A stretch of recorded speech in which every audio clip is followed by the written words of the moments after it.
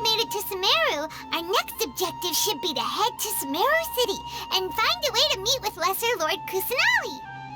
And speaking of Lesser Lord Kusanali, even though we haven't heard too much about her, she doesn't seem to be the same deity who abducted your sister. But even so, people call Sumero the Nation of Wisdom, you know.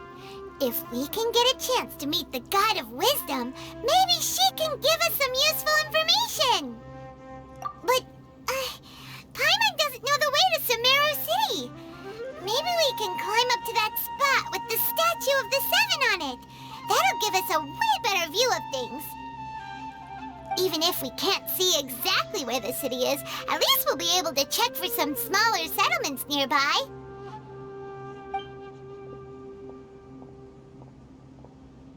Wait a second. Look! There's someone up ahead! Perfect timing! Now we can just ask for directions rather than wander around like lost adventurers. Hey there! We're not from around here and seem to have gotten a little lost. We'd like to ask for some directions. Huh? Did they not hear Paimon? Hey! You over there! Could you give us some directions? Huh?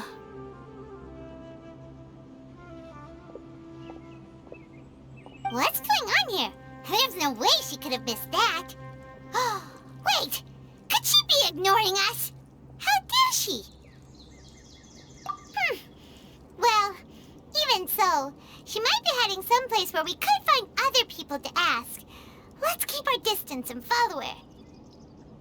When we get the chance, we'll just ask someone else for directions.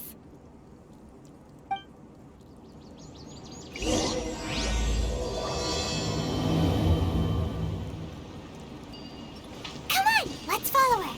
Just keep quiet. Make sure she doesn't notice us.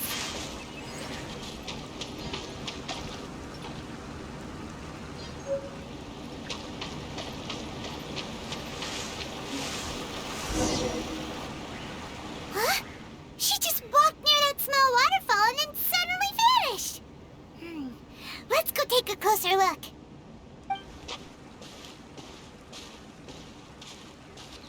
Paimon thought this cave would lead to a village or something, but, it looks like that's not the case. Look, she's sitting over there. Wait, she couldn't possibly be living here, could she? What should we do now? Do we try asking her for directions again? All right, then. It's not like we have anyone else we can ask. Even if she's not very friendly, we just need her to point us in the right direction. That's all. Oh. What a lovely smell. It's coming from that sensor over there. This is definitely not your typical place to call home, but at least it smells nice. Maybe living here wouldn't be too bad after all.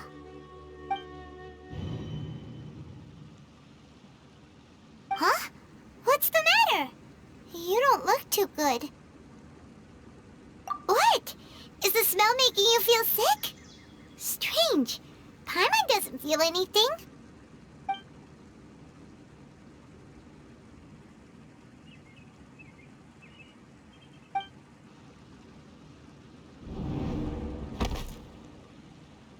What's happening? Traveler? This is no time for a nap. Oh, come on, wake up.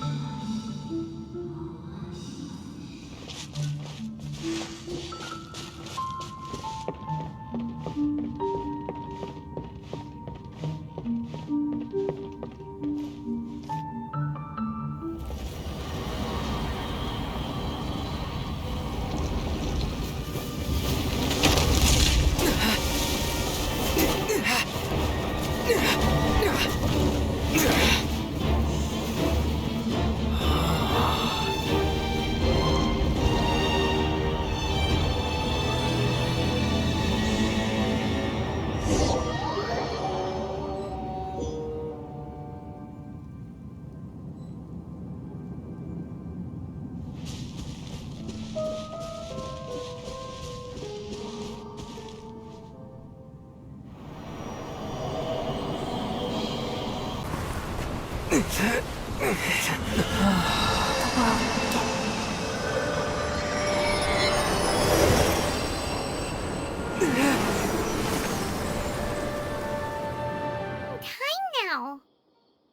Yes, you can relax. Believe me, Master is extremely knowledgeable. If he says that he's going to be alright, then there's absolutely nothing to worry about. Oh, are you awake now? Oh, thank goodness! Traveler, you're finally awake! Well, we're at... Good question. Where are we? Hyman was in such a panic when you passed out that she even forgot to ask what place this is. This is Gandharvaville. It was originally built by scholars from Sumeru as a place to rest in the rainforest. Now it's mainly used by the forest rangers as a base of operations. My name is Collei. I'm a trainee forest ranger. My master and I found you passed out during our patrol, so we brought you here. Oh, no things are necessary. I didn't do anything really. By the way, how are you feeling now? Any discomfort? Oh, that's Master's herbal medicine you're tasting. He gave you some while you were unconscious. Before I forget, Master mentioned you should take more medicine once you wake up.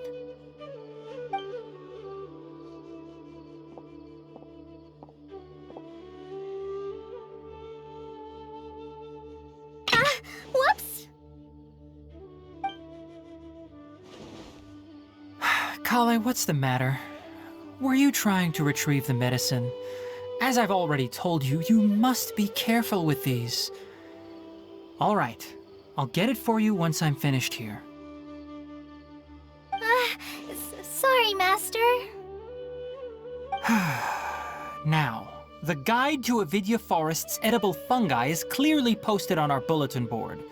But if Farbode forgets which mushrooms to avoid one more time, I'll have no choice but to leave the guide somewhere a little more visible. Like right smack on his forehead so others can remind him to be careful.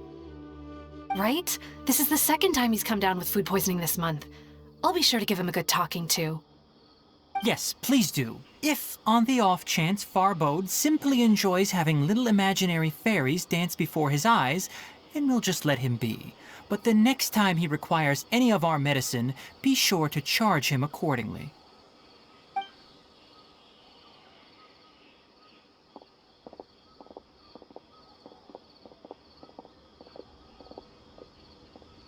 So, how are you doing? Feeling better? Oh, this is my master, Forest Watcher Tynari. He is chief officer over all the rangers here in Gandharvaville. I already informed Paimon about the reason you fell unconscious earlier. But now that you're awake, let me explain it for you as well. It is common practice for Sumeru scholars of certain darshans to dedicate themselves to training and meditation in isolated areas, particularly the nearby forests. While meditating, they use a certain incense known as spirit borneol to help calm their minds as they enter a state of deep rumination.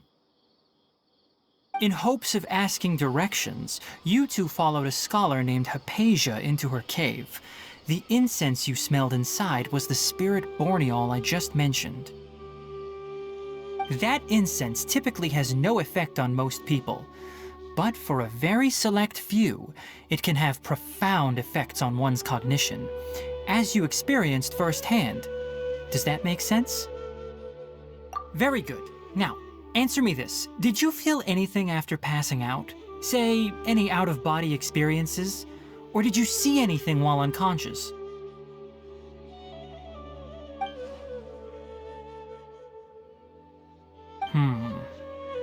Collei, let the others know to stop bringing their patrol logs here for now. Huh? Why? Because these two will be staying here for the next few days.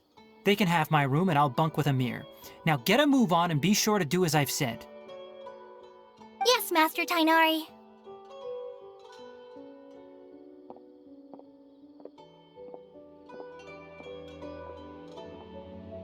Wait, hold on a second.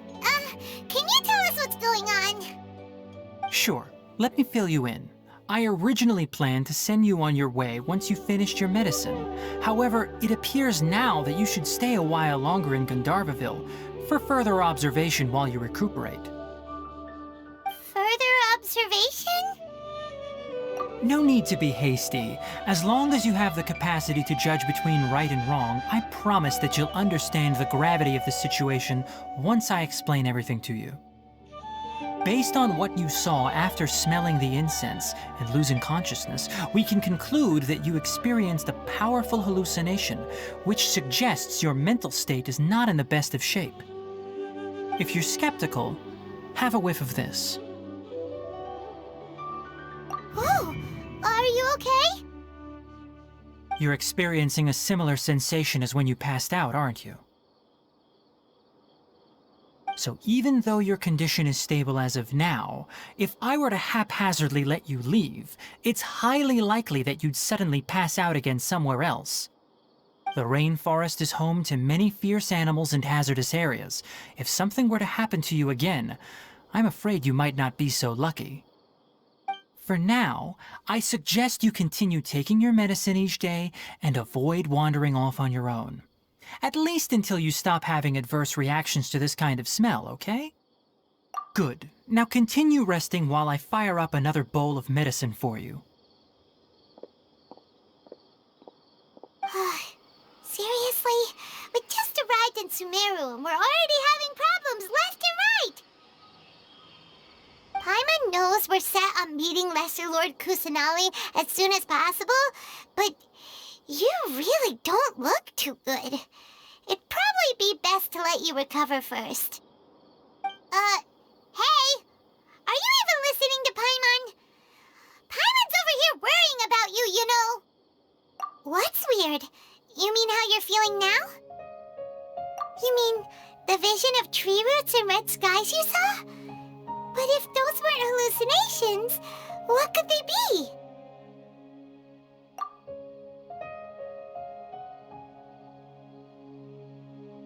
Well, considering how unique you are, Paimon trusts your judgment here.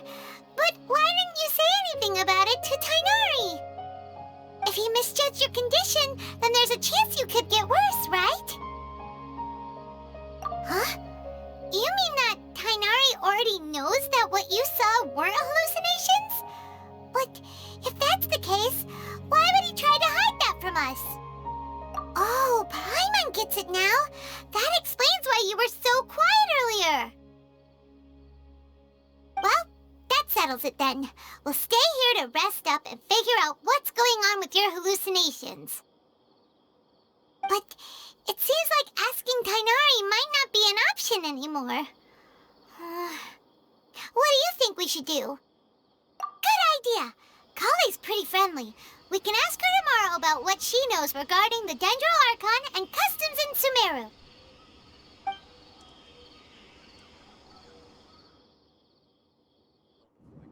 Rise and shine! Come on, it's time to go find Colleae!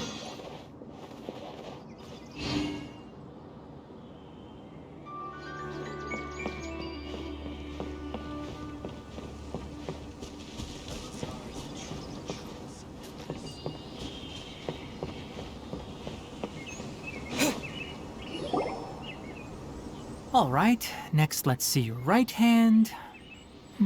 Yes, not bad. But please remember that you still need to be careful. Understand? Yes, I will. By the way, Master, I still haven't received the patrol route for today. Look, Colleae, today's patrol will be a long one, so you won't be coming along this time. Besides, there's a chance we may encounter... well, you understand. But I have a vision too! Am I useless to everyone now?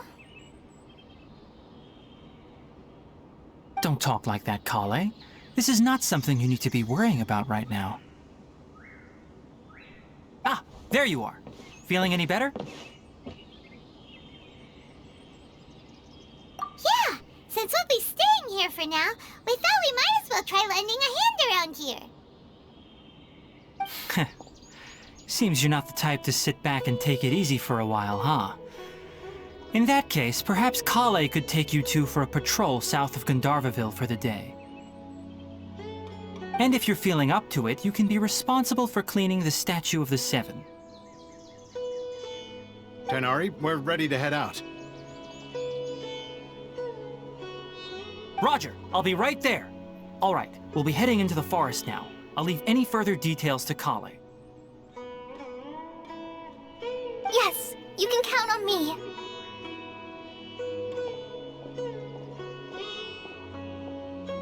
So, Collei, what exactly are we going to be doing today? Tighnari mentioned cleaning the statue just now, but, that doesn't really sound like the job for a ranger. Well, forest rangers handle a variety of tasks, like checking the condition of outlying roads, maintaining forest facilities, ensuring fire prevention standards are met, and providing assistance to travelers and locals. As for Master, well, he has to handle more dangerous areas of the rainforest. Today we can perform routine checks on the pathway lamps as we make our way to the Statue of the Seven. Paimon, Traveler, this way! You can leave the task of checking the lamps to me. In the meantime, you two can keep an eye out for anything unusual.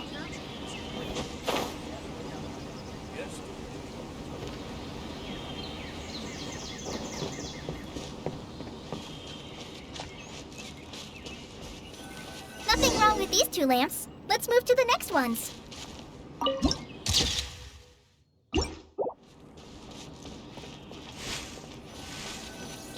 Oh, this lamp seems to be getting a little wobbly. Let me make a note of it.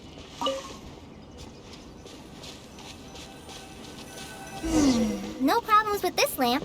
Good.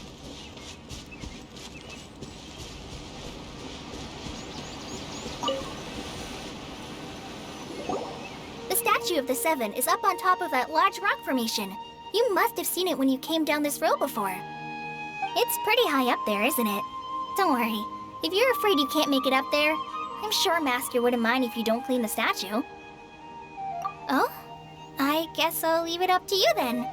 There's not much footing once you reach the statue, so be careful up there. Paimon will fly up with you and help you with those hard-to-reach areas. By the way, Collei, do you know anything about the Dendro Archon? You know, what's she like? That depends. Are you referring to Greater Lord Rukkhadevata or Lesser Lord Kusanali? Huh? Greater Lord Rukkhadevata? Oh, is that the name of the former Dendro Archon? Uh-huh. Greater Lord Rukkhadevata was Sumeru's first Dendro Archon. She created the rainforest as well as the wall of Samiel around the desert. Her works provided a means of peaceful living for everyone. To the people of Sumeru, she's not only a symbol of wisdom, but also of power and kindness. Unfortunately, she disappeared in a great calamity that occurred a few hundred years ago. According to what Master has told me, the sages later found the newly born Dendro Archon and whisked her back to Sumeru. To celebrate the reinstatement of their lost deity, the sages dubbed her Lesser Lord Kusanali and let her reside in the sanctuary of Sarastana. Uh-huh. Then what happened? Well, and then... I'm not too sure what happened, to be honest. Huh? You're not too sure? But aren't you from Sumeru? Yeah, I'm from Sumeru. But... Maybe it's difficult to discuss this topic with strangers. If that's the case, then don't worry, we understand. No, it's not that. I'm not trying to hide something from you. Besides, I don't consider you two strangers. Anyway, you two know Amber, right? Wait, Amber? You mean... Yes, that's her. I once lived in Mondstadt for a while, and she helped me a lot during that time. You could even say that she helped me become a new person. There's no one like Amber. She lives life to the fullest while always adhering to her strong sense of justice. She's ready to answer the call for action at any moment, but is also very understanding of others. She's like the spark that lights the fire in everyone's heart around her. If you ask me, she's a prime example of a true outrider. She's the first person anyone coming to Mondstadt will meet. You can't help but be enthralled by her charm and enthusiasm, causing you to fall in love with the lands of Mondstadt and...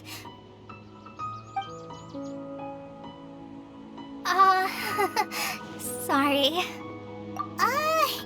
Paimon thought the work of Outriders was a little different from what you just described, but one thing's for sure, you really like Amber.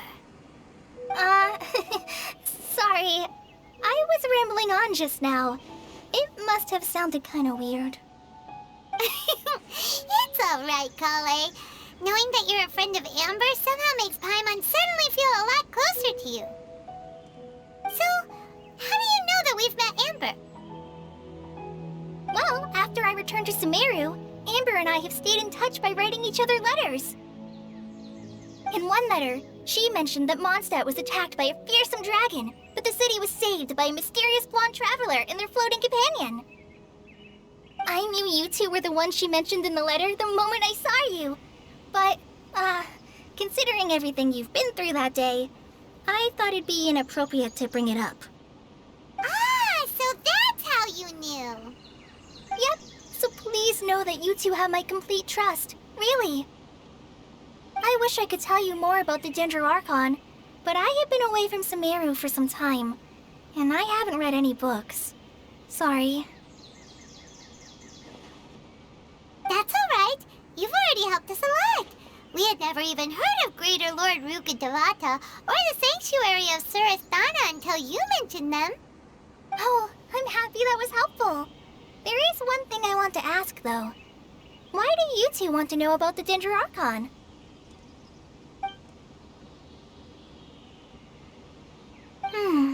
So that's why you're here. Thank you for telling me your story. Don't mention it. We are friends after all, right? Alright, we have a statue to clean. You both have my thanks. While you two are up there cleaning, I'll go ahead and inspect the forest canopy. Let's meet back here shortly.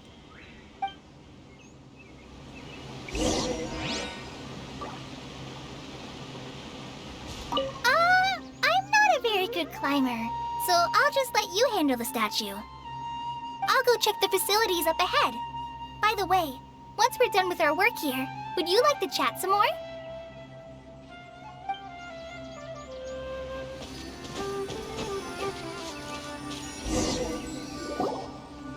Huh.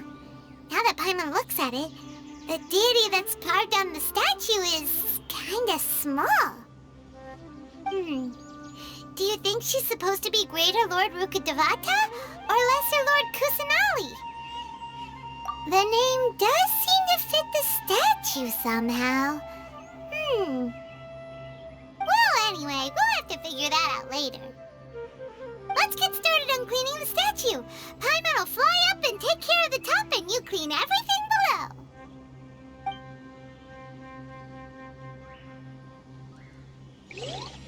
Nice work! That's one clean statue. Let's head down and meet up with Colleyi.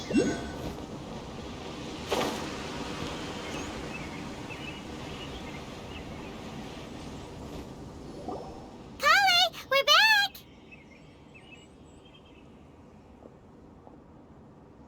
Welcome back! You must be tired after all that climbing. Let's take a little break. I brought some fruit and water for us. Yay! Food! What kind of goodies did you bring? Hey, don't be a party pooper. It's not like Colleyi is a stranger or anything. Besides, the best way to compliment a chef is to show passion for their food. Xiangling taught Paimon that. I prepared a nice portable dish that forest rangers like to eat called pita pockets. I hope you'll like them. Whoops! Ah, no! You dropped it on the ground! Not to worry. I wrapped a few layers of oiled paper around each pita. They should be fine. Oh, whew. Paimon nearly had a heart attack there.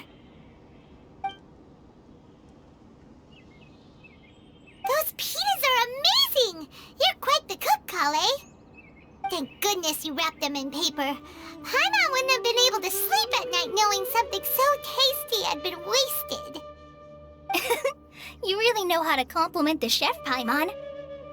Since you liked it so much, I'll be sure to give you a copy of the recipe sometime. I'll even include all my personal cooking pointers, so you'll be making your own pita pockets in no time. Yay! Thanks, Colleae! It's hard to believe someone as diligent as you could have clumsy moments too.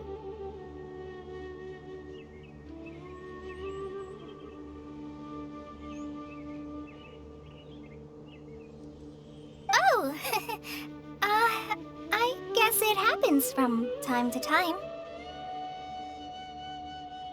So, Colleae, don't you think that Tighnari's a little too strict with you? He won't let you touch anything without his permission. Paimon knocks stuff over all the time flying around the Traveler, but he's never said anything. Everyone has their clumsy moments. No, you've got the wrong idea about Master. Sure, he may seem a bit harsh at first, but with some time, you'll see that he's actually very kind-hearted. I've heard the veteran rangers say that Master is from some ancient and mysterious race that is known for their cunning wit and reclusive nature. Oh, by the way, you've heard of the Academia, right? Well, there's a group called,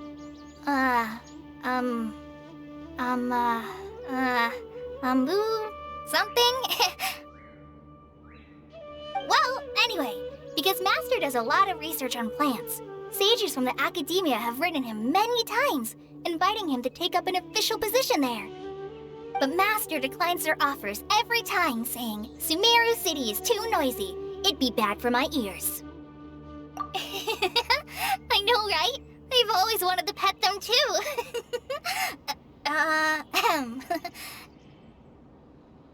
Anyway, Master could have easily left the rainforest to take up a position at the Academia, but he chose to stay here instead as a forest watcher, helping the locals every day and passing on his knowledge to trainees. In fact, Master's the one who taught me how to make pita pockets. Really? Paimon would have never guessed that. Oh, speaking of Tighnari, he was the one who took care of you after finding you passed out yesterday. He even carried you all the way here. Paimon's still kinda upset, though. He kept scolding Paimon the entire way here. Oh no, I'm sorry. Master might have been overreacting a little. But, it's mostly because Paimon wouldn't stop yelling, "Why, oh why, is he going to die?" It probably started to get under Master's skin after a while. Hey! Don't laugh! Paimon was genuinely concerned about you.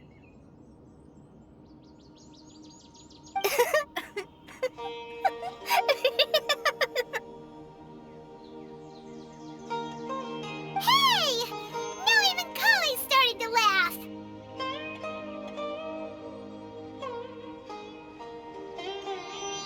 Ugh, that's it! Paimon won't forget this! It's time for some primordial wrath!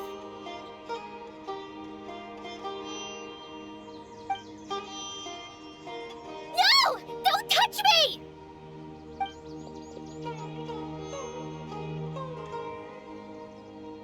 Oh, sorry, Colleae. Paimon didn't mean to scare you. No, I just... I didn't mean that.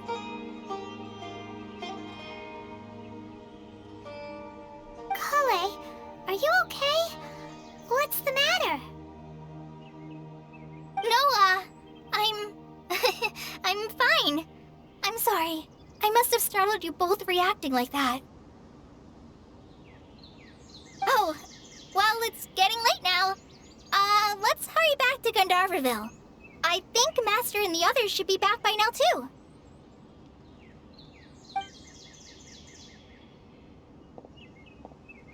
Huh? What was up with Colleae just now?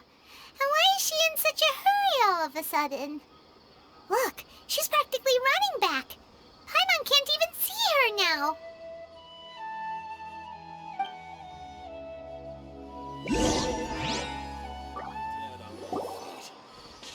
I think I'll stay Ah. here. Traveler, you've returned. Yep, we're back. Have you seen Collei by any chance? Oh, Collei? Yes, I saw her go into her room just a moment ago. Oh, okay. Guess we'll just have to wait and talk to her tomorrow then.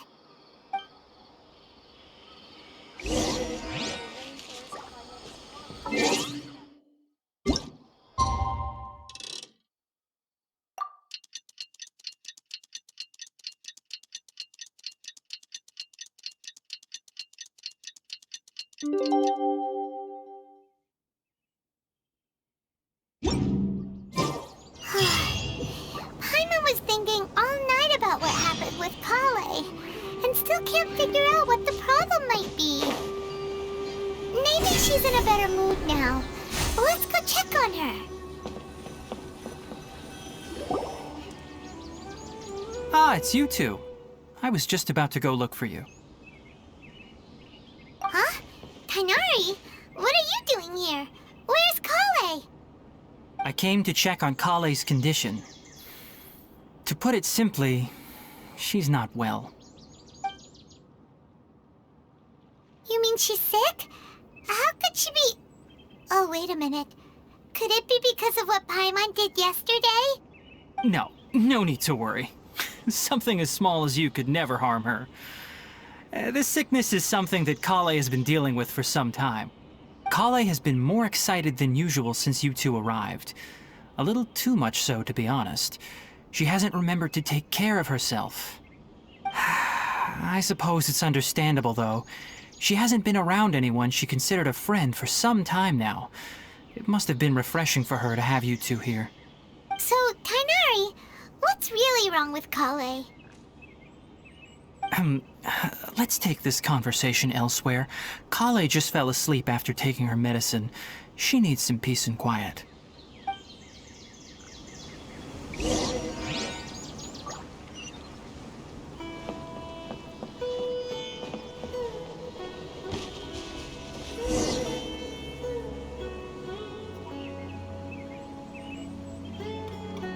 All right, let's continue our conversation here, shall we? To be honest, I hadn't realized that you're that honorary knight from Mondstadt until Collei told me just now. I've also heard all about your deeds in Liyue and Inazuma. So, just to clarify, what I'm about to tell you about Collei is not because of who you are or your past feats. Instead, I am going to tell you because... well, because Collei asked me to. And honestly speaking, I was against Collei revealing her past to you. But she insisted, saying you two treated her with sincerity and as a friend. So now she wishes to reciprocate the gesture. So, Tighnari, what exactly is wrong with Collei? You said this is something she's been dealing with for some time. Just how serious is it? Right. Ever since she was a child, she's been afflicted with a disease called Elazar. Elazar? Yes, it's a disease unique to the lands of Sumero. It is characterized by dark and hardened scales that form on the body. At first, the afflicted may only feel mild numbness on the affected area of the skin. However, as the disease progresses, one may begin feeling fatigued and even experience peripheral paresthesia. In its final stages, the disease strips a person of the ability to control their own body, and they effectively become completely immobile. That sounds terrifying.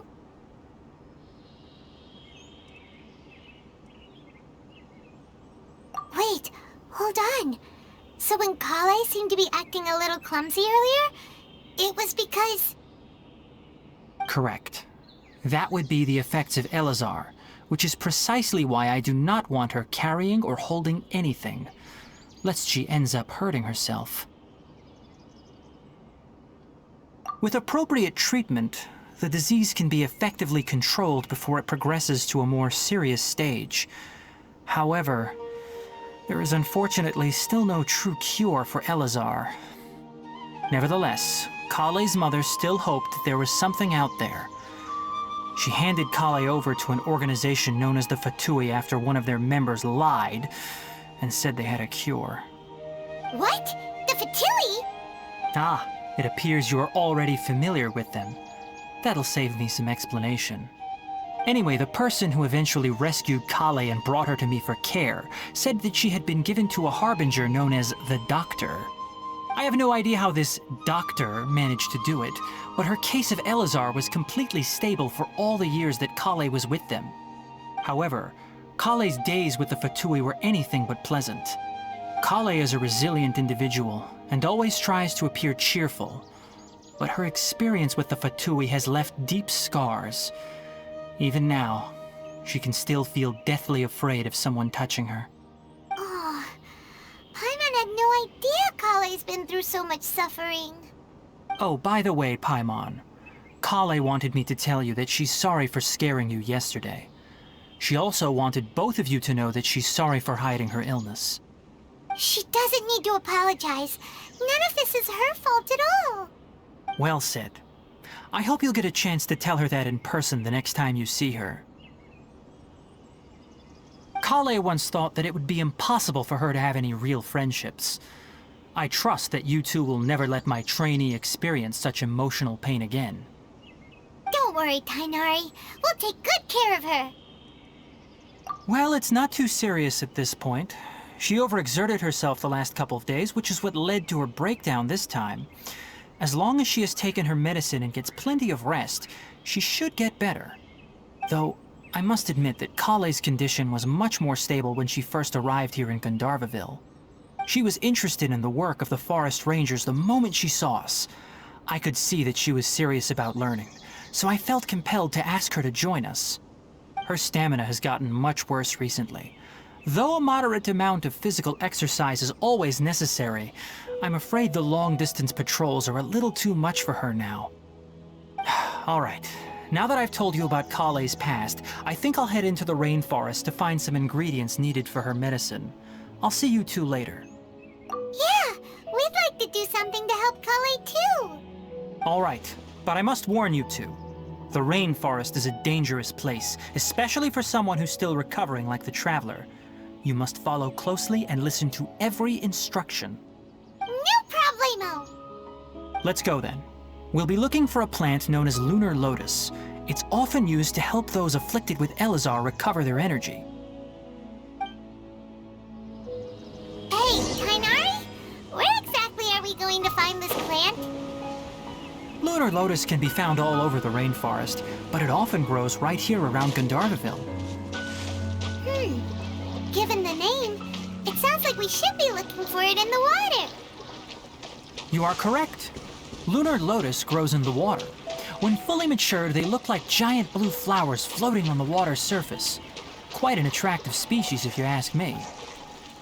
The large petals are actually the plant's leaves and sepals, which surround a very small flower. You should note that many of the plants found in Sumero have names that are contrary to their species. Take the Kalpalata, for example. The plant is not a lotus at all, but rather a vine. And then there's the Sumeru rose, which is not a rose, completely contrary to its name. Oh, okay then.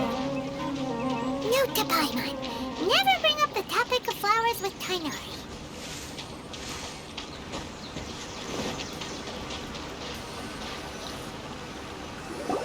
There should be lunar lotuses growing somewhere in this area. Let's split up and begin searching. If you could manage to gather 4 of them, that would be sufficient. We'll rendezvous here once you've gathered the needed amount.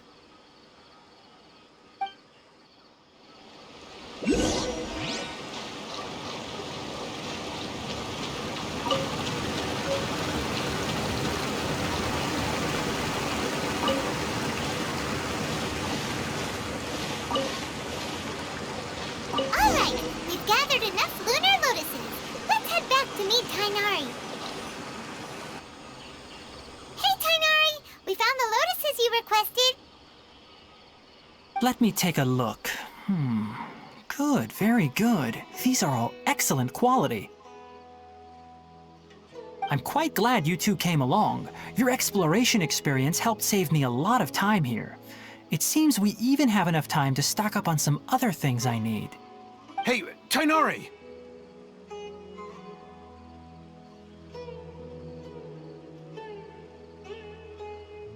Oh, Tighnari, someone's calling your name. They're dressed like a forest ranger. Ah yes, that's Amir and the others. But didn't they just set off not too long ago? What are they doing back so early? Let's go find out what's going on.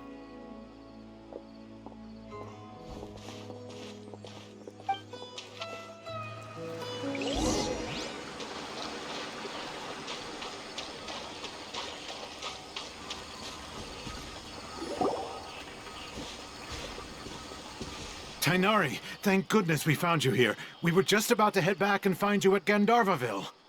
What's going on? We just discovered a Withering Zone. The Withering is back? But the patrol route you were on should have been already clear just a week ago. It reappeared so quickly. Can you tell me the exact location?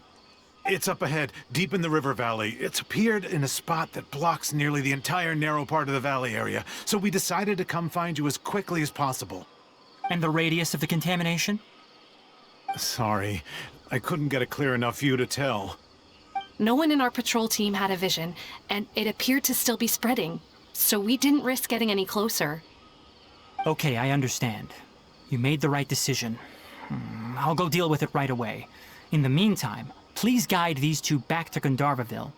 Wait, Tighnari, why don't you let us help you? You two have only just arrived in Summeru. You're still unfamiliar with many things in these lands. There's a unique type of anomaly that occurs in the Sumeru rainforest. It's called the Withering. The affected areas not only cause nearby vegetation to wither, but it's also lethal to wildlife and even people. If you don't carry a vision, then you should think twice before approaching such places. Yes, Amir is absolutely right. I wasn't kidding when I said the rainforest is a dangerous place. As Amir said, only someone with a vision, that is, the power to manipulate elements, will be able to resist the Withering's corrosive effects for a time. That's right.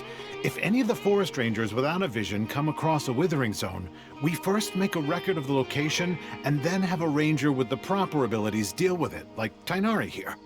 Only someone with a vision can venture within a Withering Zone and find a way to deal with it. But you don't seem to carry a vision.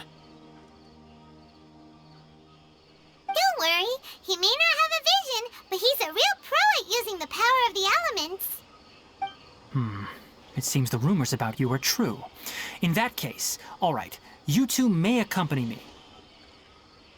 We typically only teach visitors how to identify the Withering as they're about to leave Gandharvaville. We'll make an exception today, and show you what it looks like up close.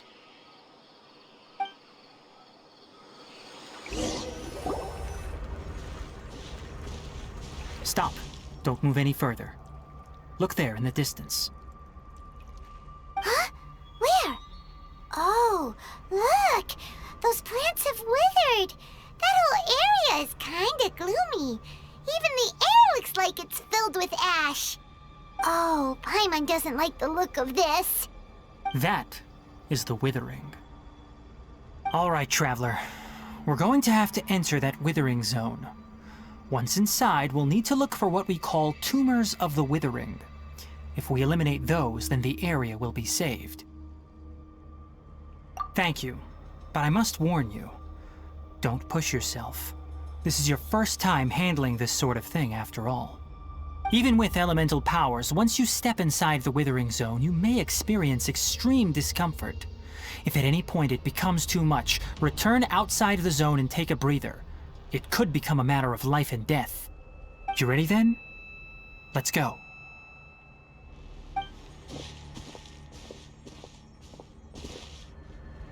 First, we must locate any branches sustaining the Withering Zone. Now, destroy the tumors of the Withering!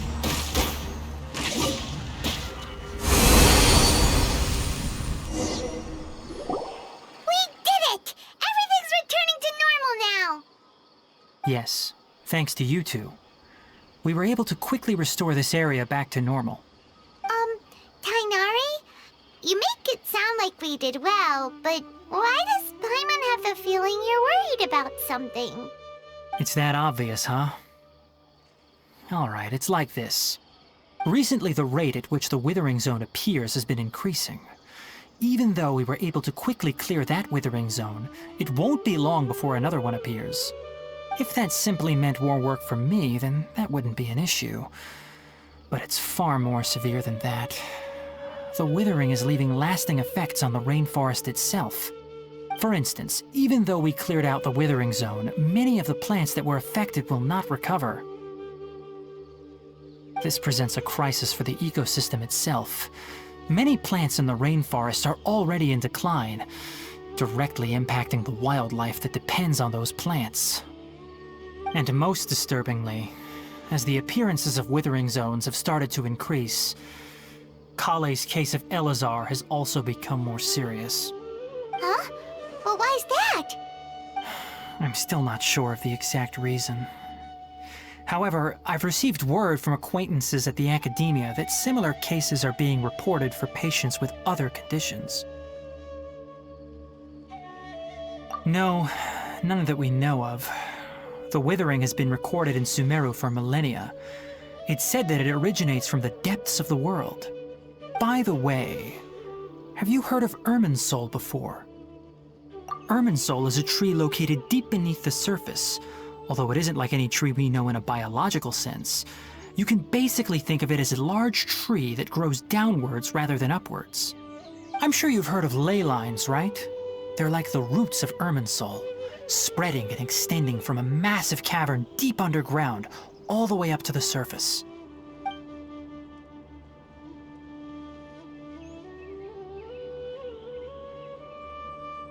Ley lines continually absorb the memories of this world, which are then funneled into Irminsul, allowing it to collect knowledge and wisdom from ancient times to present day. The Dendro Archon is known as the God of Wisdom because her consciousness is directly connected to it. It is also said that the Dendro Archon's power is a manifestation of Irminsul. And as for the Withering, its emergence is related to a disease that's affecting it. That's right. My ancestors learned of this from Greater Lord Rukkhadevata's familiars a long time ago. But even those mysterious creatures did not know of a cure for Irminsul. I'm afraid we Rangers will be battling the Withering Zones here for a long time until a cure is found. Alright, that's enough on this topic for the time being. Now that we've taken care of things here, it's time for us to head back to Gandharvaville.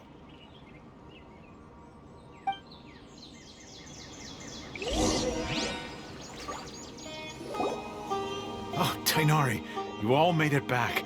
How did it go? The Withering Zone you reported has been taken care of. No need to worry. Huh. Wait, is that? Oh no, Hypatia!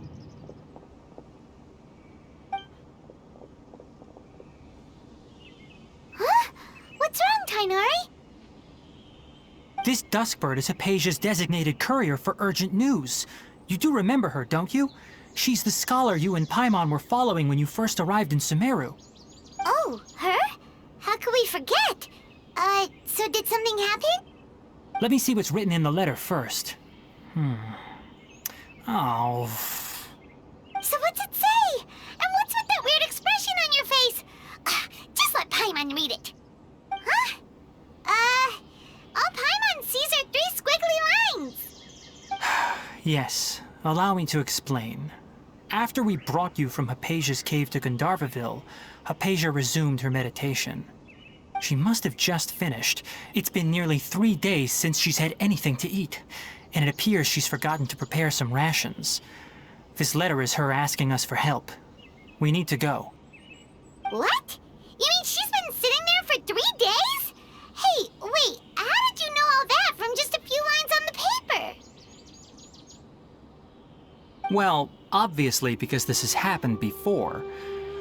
Last time she drew 5 lines, and by the time we found her...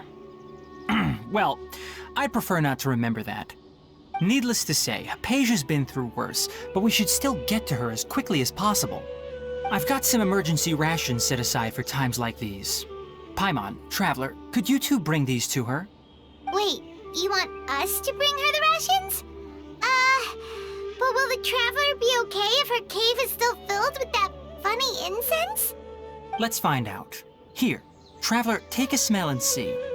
So, how do you feel? Huh? Really?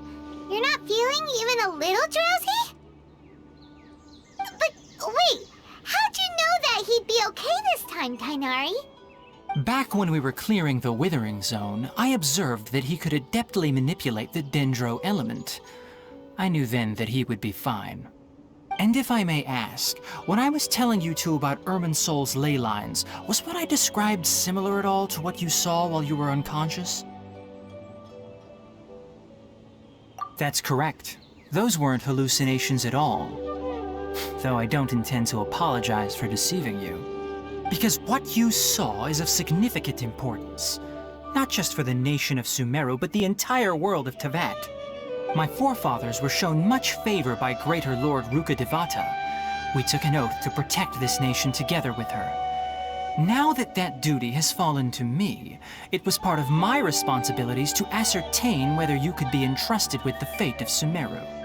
Now, after seeing you in action with my own eyes, you have earned my confidence, and I no longer feel the need to hide any secrets from you.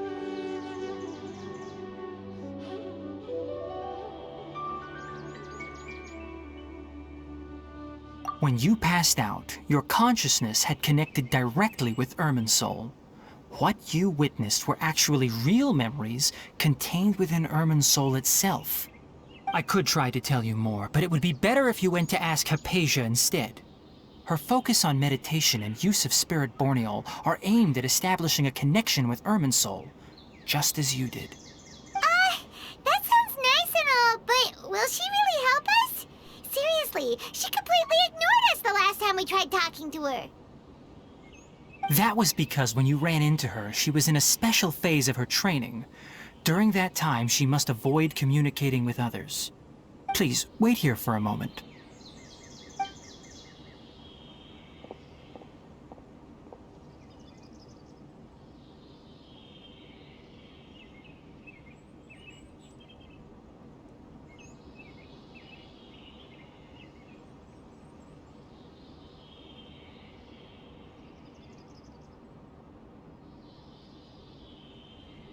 Here, take these. It's a meal I packed for Hypatia, as well as some other ingredients.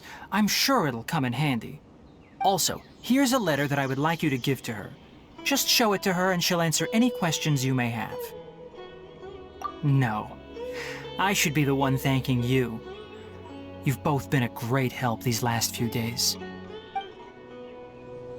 Hypatia should still be in the cave. Let's go inside and see how she's doing.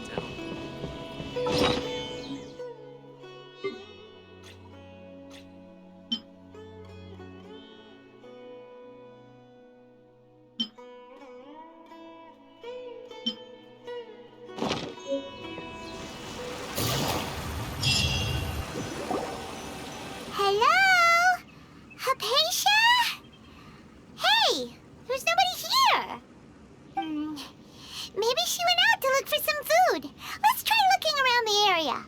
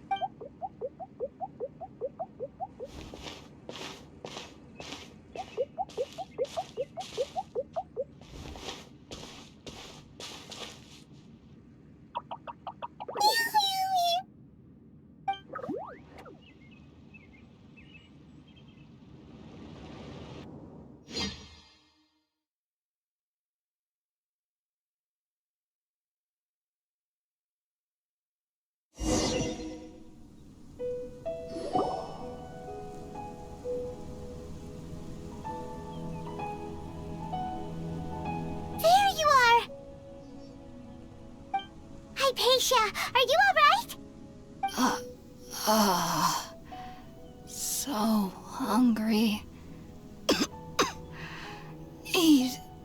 water. There's no way we can get her to eat in her current condition. Let's try finding some water first. Huh? Wait. Why does it look super foggy outside all of a sudden? Anyway, let's go look around.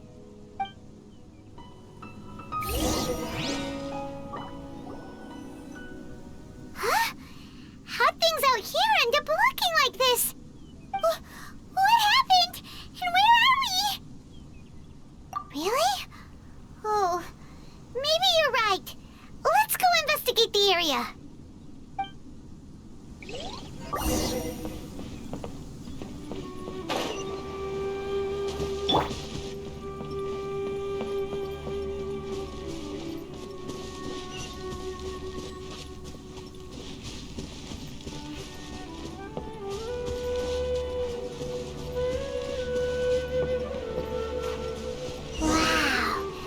This is huge! Paimon knew there's something off about that cave. Let's think of a way to get over there and have a closer look. Who knows? Maybe we'll find a lead of some kind.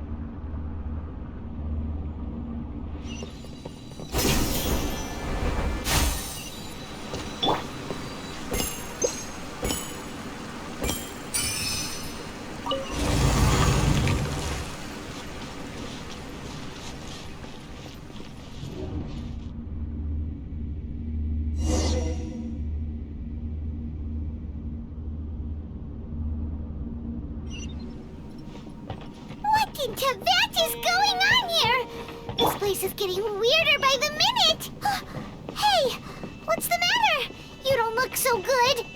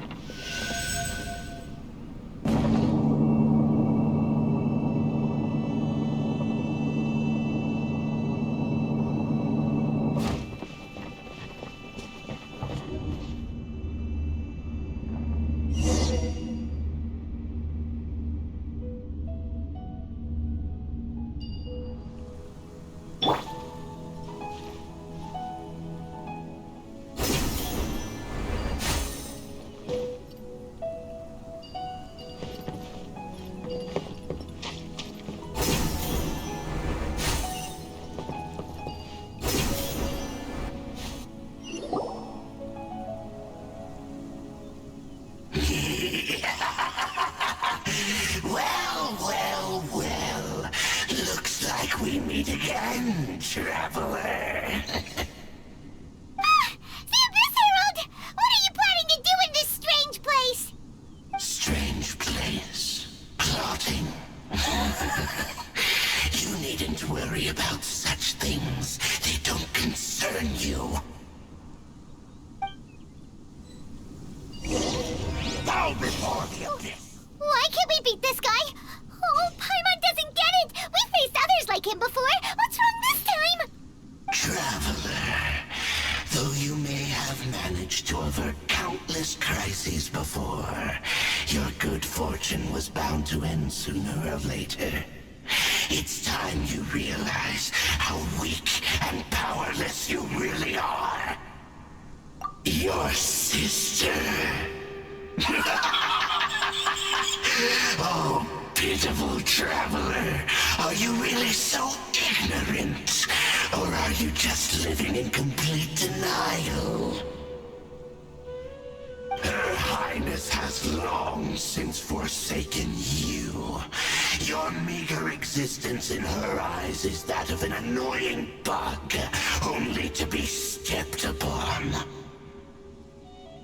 The bonds of love and family which drive you to find your sibling are utterly gone. Your journey is meaningless. But don't you fret now. Today will be your last. Now die!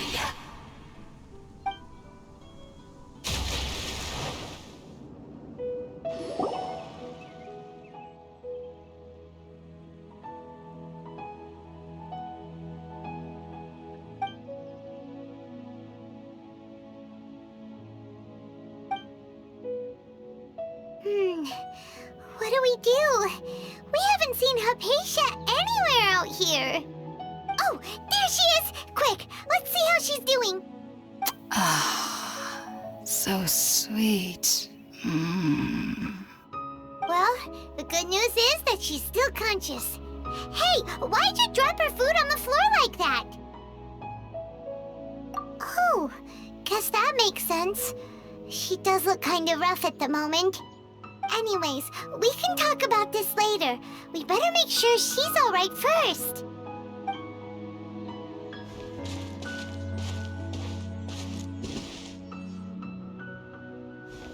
Whoa! Wait a sec. Look at all this fruit lying around her. We can put that to good use.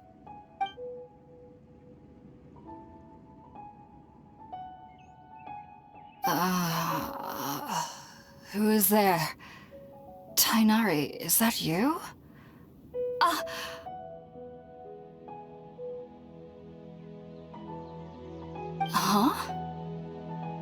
It's okay. You can relax, Hypatia. Tignaри sent us here to bring you some food and water. Here, we have a letter that he asked us to give you.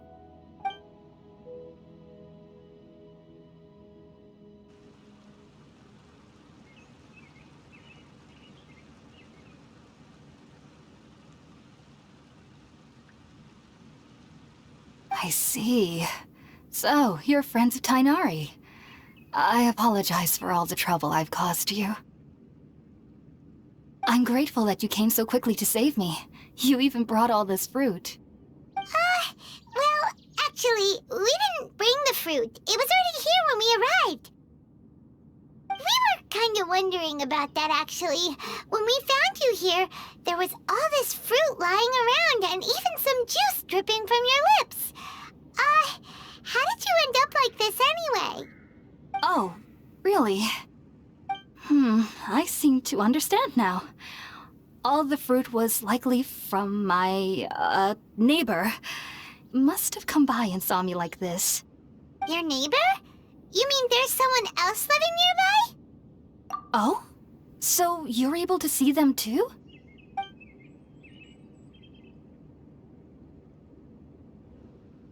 Wait, hold on a second, Traveler.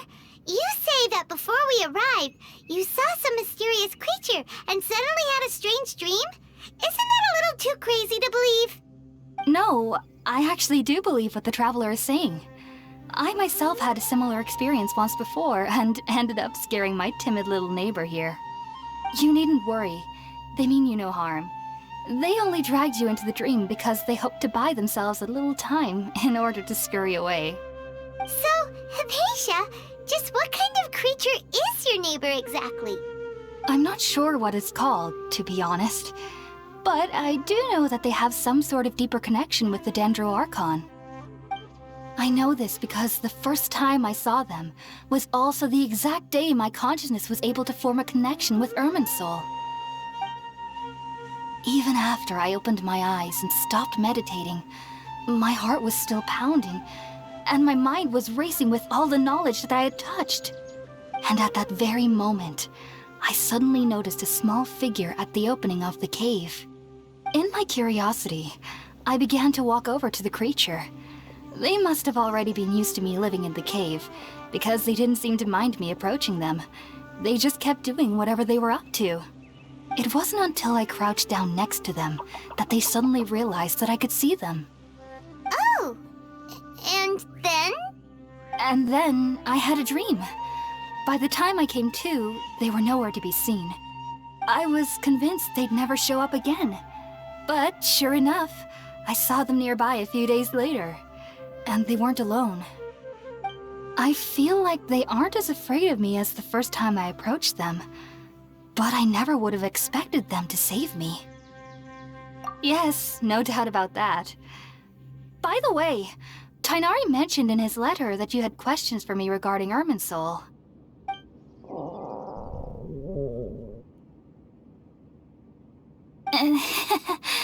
Sorry about that. Sounds like just drinking juice still isn't quite enough for my stomach. Well, if somebody hadn't dropped the food earlier... Anyway, looks like we'll need to prepare something ourselves. Besides, Paimon's getting hungry too. Let's eat first and talk about Irminsul later. Alright, we're up, Traveler. Today's menu will feature sweet madame and a radish veggie soup. You'll love them, Hypatia. They're our specialties after all. Sounds good. I've never tried any dishes from other nations before. I certainly look forward to it.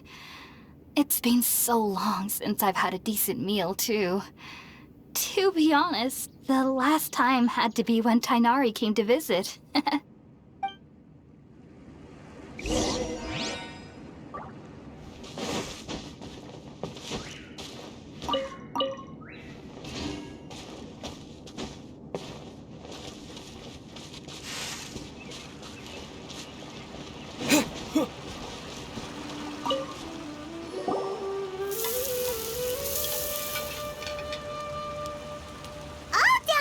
Let's use the empty box that Tighnari gave us since we already washed it. Oh, it smells amazing. And the box is a nice touch, too. Let's go serve this up and start eating with Hypatia.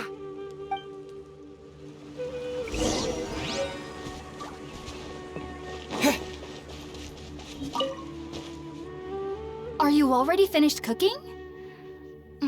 Smells delectable. I'm truly thankful whenever I can enjoy a proper meal like this. Cooking really isn't my forte.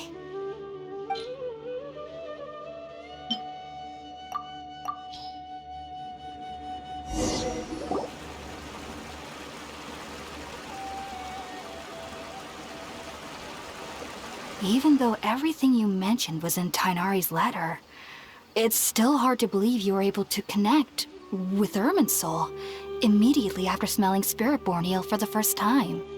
It took me nearly 3 years before I could do so. And everyone at the Academia even lauded me as a genius. You should know that some researchers spent their entire lives without ever successfully connecting with Irminsul as you have. So why does this incense allow people to connect to Irminsul? The ingredients used to make Spiritborn eel primarily consist of plants created by Greater Lord Rukkhadevata. These special ingredients are conducive to heightening our senses to the Dendro Archon's power. Since the root of the Dendro Archon's power lies within Irminsul, we can occasionally tap into her powers to peer into the depths of the earth. That's all right. I'm sure you'll come to a clearer understanding as you remain in Sumeru. Makes sense. But Paimon's got a question. Why was he sensitive to the smell of those plants for such a long time? That was primarily due to his body's unique constitution. Stimulated by the incense, he could perceive the Dendro Archon's power and experienced a sensory overload, hence the adverse reactions. Taking in any scent similar to the ingredients of Spiritborn eel would cause adverse effects. Not to worry though, it appears you've already fully recovered. Technically, your body should still be sensitive to the powers of the Dendro Archon, but unless you're using intentional meditation techniques, the scent of Spiritborn eel should no longer trigger such reactions. Whew. Well, that's a relief. I must admit, I am quite envious of your abilities. Even if it meant suffering from pounding headaches for the rest of my life, I'd consider it worthwhile so long as I could connect with Irminsul at will. Whoa, you're really serious about this whole thing, aren't you? I am a researcher after all. As a member of the Ritaoist Darshan at the Academia, my main area of research is the stars and their connection to the fate of living beings. But there is still so much we don't know, especially regarding the mysteries that lie in the starry skies. Which is why I must turn to the all-knowing Irminsul for answers. If only my perception wasn't so limited. Unfortunately, I cannot guarantee that my every attempt to attune with Irminsul will be successful, or that doing so will leave my consciousness intact. I am currently in the stage of training known as Satyavada life. Many researchers in Sumeru have lost their minds while seeking to attune with Irminsul during this stage. Sages have said that Irminsul contains divine knowledge, and touching such knowledge without the proper preparations and abilities will only lead to one's mind caving in on itself. That's why we meditate alone. We need to ensure that our minds will be calm while minimizing the possibility of involving anyone else. Whoa! So knowledge from Irminsul can be super dangerous! Aren't you afraid of the risks, Hypatia? Of course I do. Especially during nights that are pitch black with no moonlight, and dead silent without even the sound of insects. However, I've been feeling better as of late. I don't get as scared anymore knowing that I have a little neighbor living nearby. I believe that being able to see them is a sort of blessing from the Dendro Archon. But what's strangest of all is that they're clearly an envoy of the God of Wisdom herself, and they have the curious power to make people dream. What's so strange about that? It doesn't sound so out of place for a divine being, does it? Well, it's strange because nearly nobody in Sumeru can ever dream. Huh. Is that true? Yes, well, to an extent. Only children can dream in Sumeru. Adults, however, never do. The sages say that wisdom implies rationality, but that which occurs in dreams is often neither rational nor logical. Yes, if one struggles with anxieties, those emotions could influence their dreams.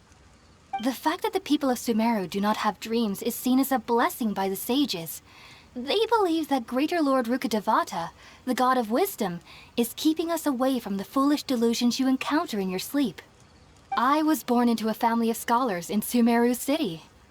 Ever since I was a child, my parents would always tell me that I'll know I've grown up once I stop dreaming. I studied hard, enrolled as a student in the academia, and went on to become a researcher. Sure enough, I never dreamed again. But then, on the day I scared the little Aranara, I suddenly saw a dream again. It was incredible. Though I don't exactly remember what I saw, I clearly recall the feeling. I suddenly felt like I was a child again. Back then, I was foolish and ignorant as any youth would be, but I was free of fear. Maybe dreaming isn't as bad as we've made it out to be. Just be sure not to speak of this if you travel to Sumeru City. They'll look at you as if you've lost your mind. So, do you have any thoughts about the things he saw when he connected with Irminsul? Sorry. I'm afraid I don't have any answers as of now. All I can say is that what you saw is a memory contained within Irminsul itself. World forget me. What could that possibly mean? If only I could ascend past Satyavada life and begin Paripurna life. I might have some more answers for you. If you two are ever in the area again, please be sure to come and see me. There's no need to be thanking me. You two are my saviors. Besides, I'm already looking forward to tasting some more of your cooking.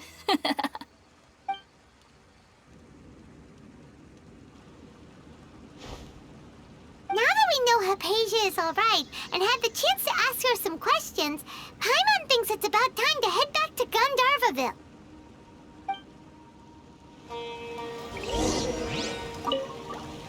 Heading out, I see? If there's anything else you'd ever like to ask about, you know where to find me. Even though that little neighbor of mine was able to induce a state of dreaming, I doubt they were able to control the actual contents of the dream. The end of your dream seemed quite terrifying. Perhaps there's something that's troubling you deep inside? Not to worry, though.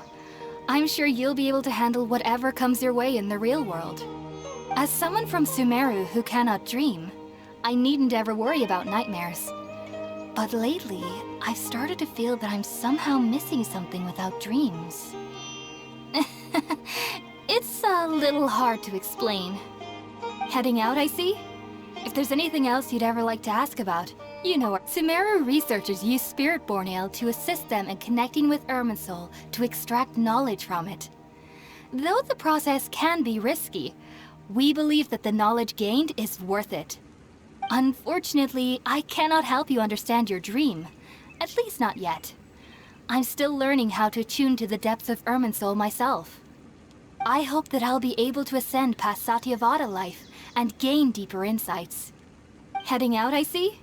If there's anything else you'd ever... I've heard local children here in the rainforest speaking of fairy-like creatures. But I'm from Sumeru City, and have never heard of such things when I was a child. Perhaps this is because I had a very strict upbringing. My parents would seldom allow me to play with other children. I doubt they'd ever believe me if I told them about my little neighbor out here. And speaking of my little neighbor, I think they can somehow sense when Tighnari is coming to visit me. I've noticed on several occasions that as they're playing under the trees, they'll suddenly tense up and scamper away for no apparent reason. Shortly after they do this, Tighnari always shows up here. Perhaps I should ask Tighnari about this the next time I see him. Heading out, I see? If there's anything, take care. Think about it, Tighnari. Refusing to join is tantamount to burying your head in the sand.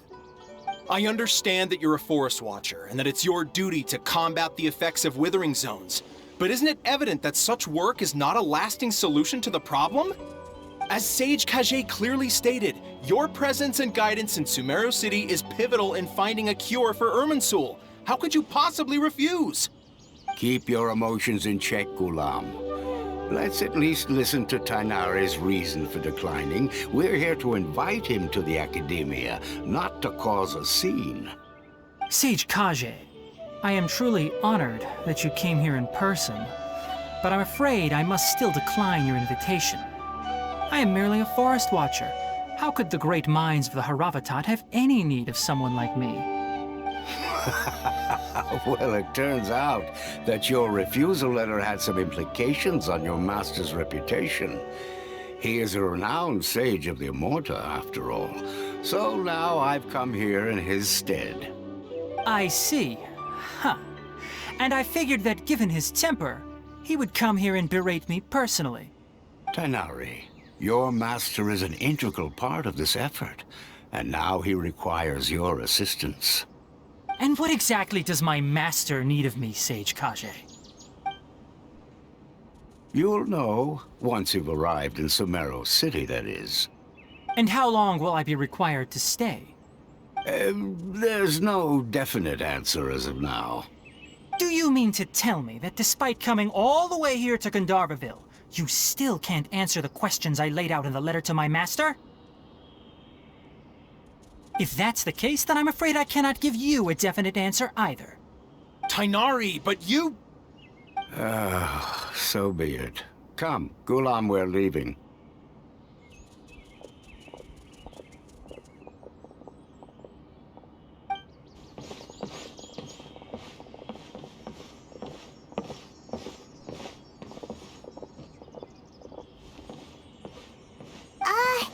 Tighnari, what was that all about? It's nothing. Some people from the Academia wanted me to go to Sumeru City to assist them with a project, but I had to refuse on account of all my responsibilities here. But all that can wait. How did things go with Hypatia? It was quite the eventful trip, but the main thing is that she's safe and sound. She answered a bunch of questions for us, too. Very good. Now that the Traveler has made a full recovery, there shouldn't be any reason for you to tarry here longer. I assume you will be heading to Sumeru City, correct? That's right! We want to meet Lesser Lord Kusanali and ask her for advice. Do you have any idea on how we can find her? Sorry, I'm afraid I don't have any advice for you there. Well, do you at least know anyone we can try asking in Sumeru City? Let me think. My trips to Sumeru City have been fairly short, and most of my acquaintances are researchers. How about this? I'll write you a letter of introduction that you can give to a researcher I know. He's from the Amorta Darshan and is adept at gathering information. Asking him might prove worthwhile. Also, when you enter Sumeru City, you'll probably end up receiving something like this item here. I'm not sure if it will ever come in handy for you, but maybe you can give it a try. Oh? What is it? It's called an Akasha Terminal. It's a tool produced by the Academia that utilizes the legacy of Greater Lord Rukkhadevata. Some say that this very item is the basis of Sumeru's reputation as the City of Wisdom. Needless to say, this device and its usage fall under the Academia's expertise, so I'll leave it to them to show you how to use it. Great! Next up, Sumeru City! That's right! Tighnari, we have something important to say to Collei before we leave. Is she doing better now? Yes, she's doing much better. After being confined to her bed all this time, I thought a little walk would do her some good. Last I saw her, she was taking the path towards the North Crossing. She knew you two would be leaving soon, so she must have wanted to see you off. Thanks, Tighnari. All right, let's go! Farewell, and good luck to you both.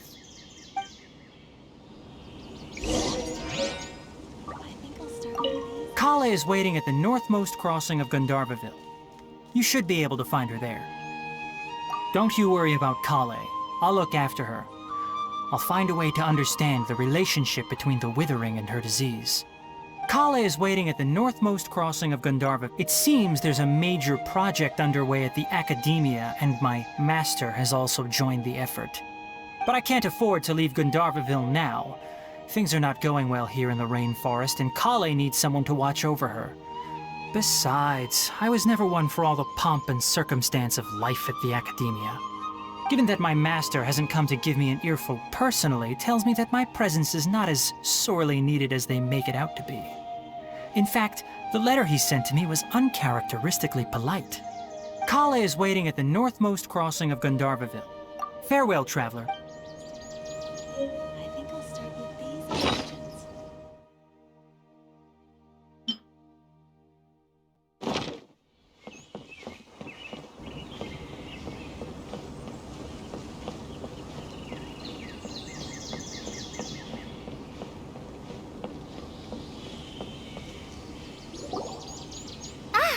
I've been waiting for you two.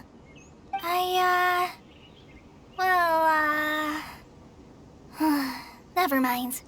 I guess I should just wish you two a safe and successful journey. Thanks for waiting here just to see us off, Collei. We're headed to Sumeru City. Don't worry about me. I can take care of myself. My condition won't be getting in the way of my duties. I want to be a forest ranger after all. It's up to me and the others to protect the rainforest here. And, I'm sorry. I should have told you both about my condition when we first met. I just wanted you two to treat me as a normal friend, not some girl that needs your sympathy. But I guess now I understand that the most important thing is for friends to be genuine with one another. There's no need to apologize, Collei.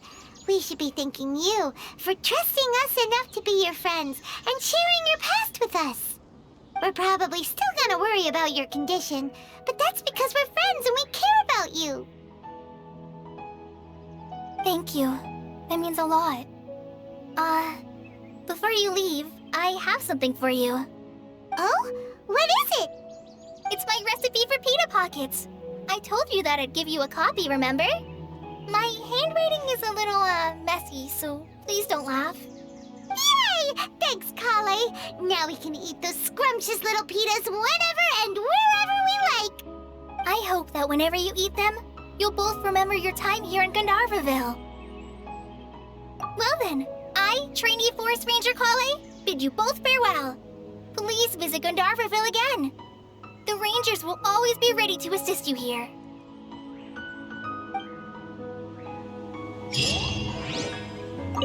I hope you have a safe trip to Sumero City and get to meet the Dendro Archon there.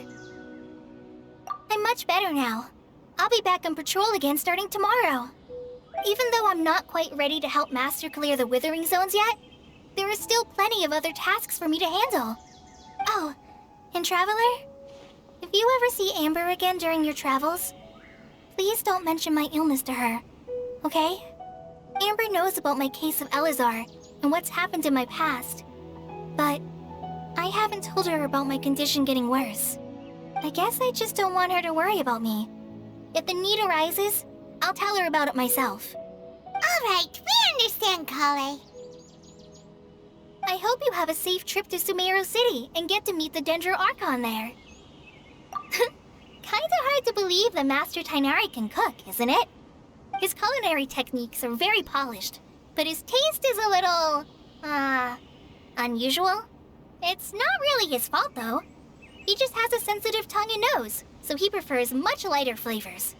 The last time I went a little too heavy on the spices for my pita pockets, Master started having a sneezing fit. Of course, I never heard the end of it after that. I hope you have a safe trip to Sumero City and get to meet the Dendro Archon. See you later! Be sure to come back often. Even though Master didn't admit it, I'm sure he wants to see you again.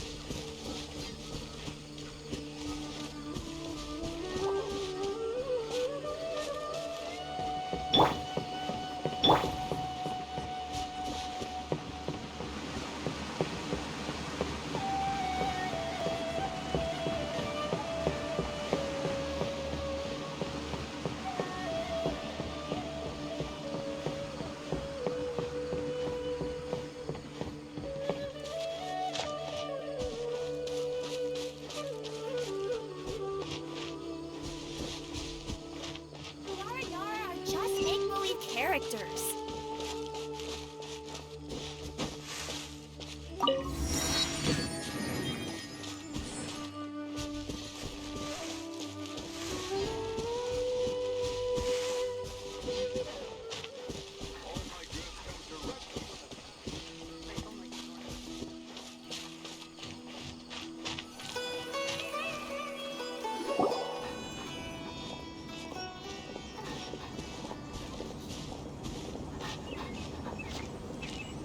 Sumero City! We finally made it! Oh, did you see that? When those people entered the city, something on their heads lit up. One moment, please, you two. It appears this is your first time visiting Sumero City. Oh, yeah, that's right. But how did you know that? Because there's currently no information on either of you in the Akasha. But no need to worry, that won't prevent you from entering the city. In fact, the Academia conveniently provides each traveler to Sumero City with a device. Perhaps you two have heard of the Akasha before. It's our beloved Greater Lord Rukkhadevata's lasting legacy, a treasure trove of collected knowledge. After centuries of tireless research on the Akasha, the Academia created one of its most ingenious inventions, the Akasha Terminal. As long as you are within Sumeru's borders, you may use an Akasha Terminal to connect directly to the Akasha and access any knowledge you need. I should mention that due to technical limitations, the operation of Akasha Terminals will be much smoother and more effective in large cities such as Sumero City and Port Ormos. Oh, so this is the thing that Tighnari was telling us about. It sounds pretty amazing. You two are quite fortunate. Until recently, it was standard practice to only issue Akasha Terminals to Outlanders who spent an extended amount of time in Sumeru. However, this policy was recently changed, and now all travelers are issued one upon arrival. Here are your Akasha Terminals. Please handle them with care. It kinda looks like a leaf. To activate it, simply hold it in your hand and say the following phrase to yourself. May the mighty God bless us with their voice of wisdom. Oh, since this little doodad lets you access knowledge, maybe we can use it to find a way to meet Lesser Lord Kusanali. Let's give it a try. May the mighty God bless us with their voice of wisdom.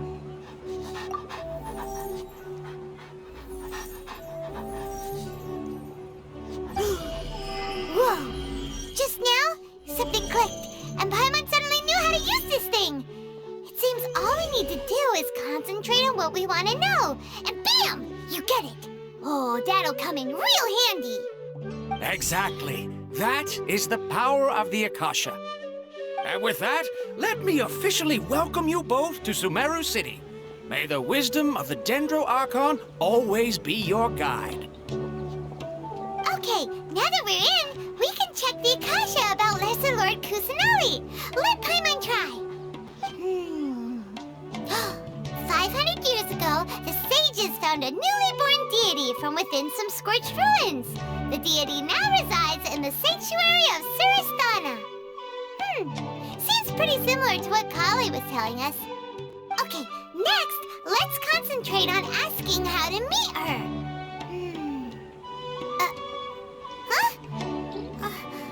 Paimon doesn't sense anything.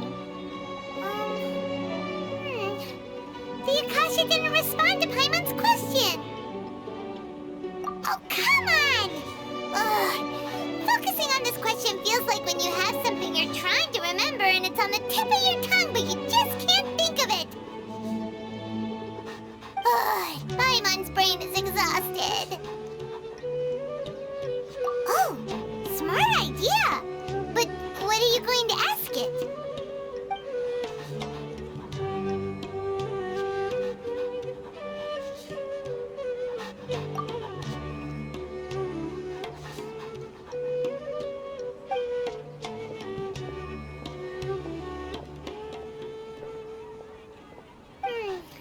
You too? Well, glad it's not just Paimon.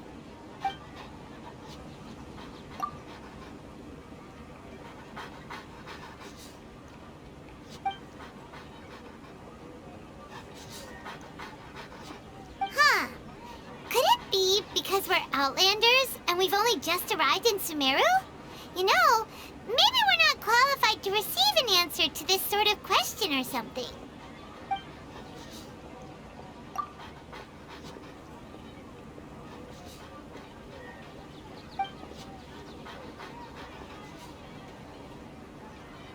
Uh-oh. Paimon's getting all teary-eyed all of a sudden. It feels like the people of Sumeru really miss their Archon. Well, seems no matter which way we try, we can't find anything that'll lead us to Lesser Lord Kusanali. Guess our only choice now is to try meeting with the researcher that Tighnari recommended. He's from Sumeru and even has a position in the Academia. Maybe he'll be able to access more info from the Akasha. Let's see. Tighnari wrote an address on the letter's envelope. Oh, it's not far from the city's gate. Let's head over and have a look. Hopefully he's at home. Hello, are you Rohawi? Yes, that's me. Can I help you? Great! You see, Tighnari sent us here and... What? Tighnari? Please, there's no need to say anything, really. Sure, I admit that the article I published last month wasn't my best work, and maybe the data didn't produce the most convincing results, but... Here! This is a letter from Tighnari!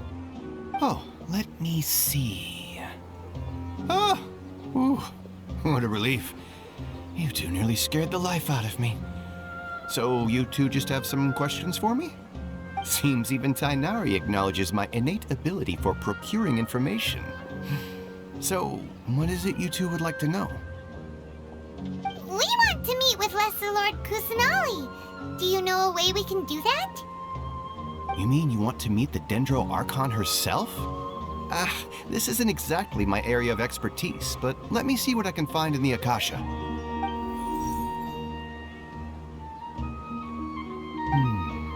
sorry. The Akasha didn't respond to my query. What? You too? But what about your abilities for getting information and all that? Paimon was sure you'd be able to access more info than we did. Well, as I said, this isn't my area of expertise. I am but a lowly researcher, so the Akasha doesn't see a need for me to know more about the Dendro Archon.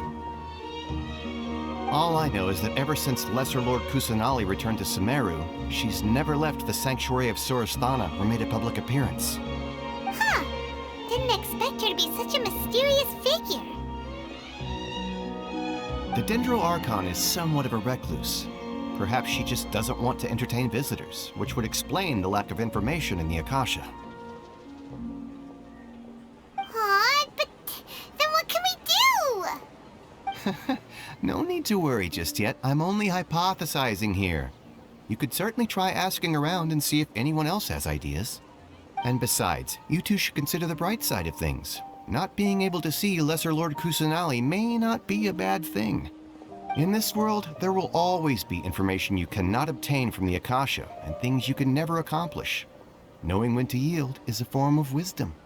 Take me, for example. It's a miracle if my brain cells can spit out one paper every 3 years. But Tighnari?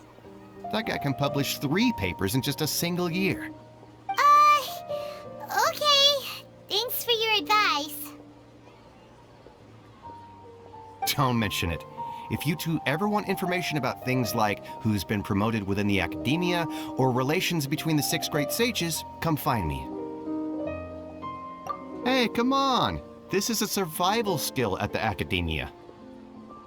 Oh, Paimon's expectations were pretty low, but this is so low it's like digging holes in the dirt. So what do we do now?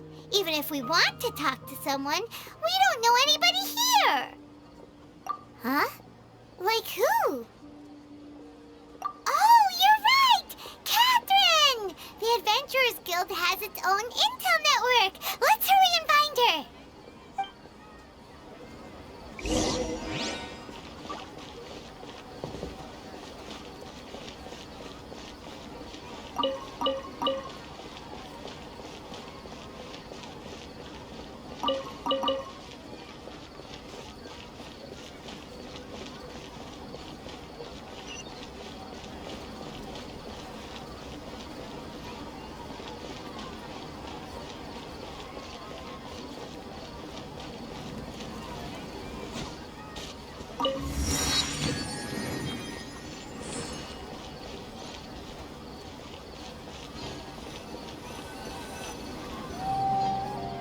Astra Abyssosk. Hello, Traveler and Paimon. Catherine, we need your help with something. Understood. The Adventurers Guild is always ready to serve you. With what do you require assistance? We want to meet with Lesser Lord Kusanali. Do you know a way we can do that? You two wish to meet with Sumeru's Archon. Understood. Please wait.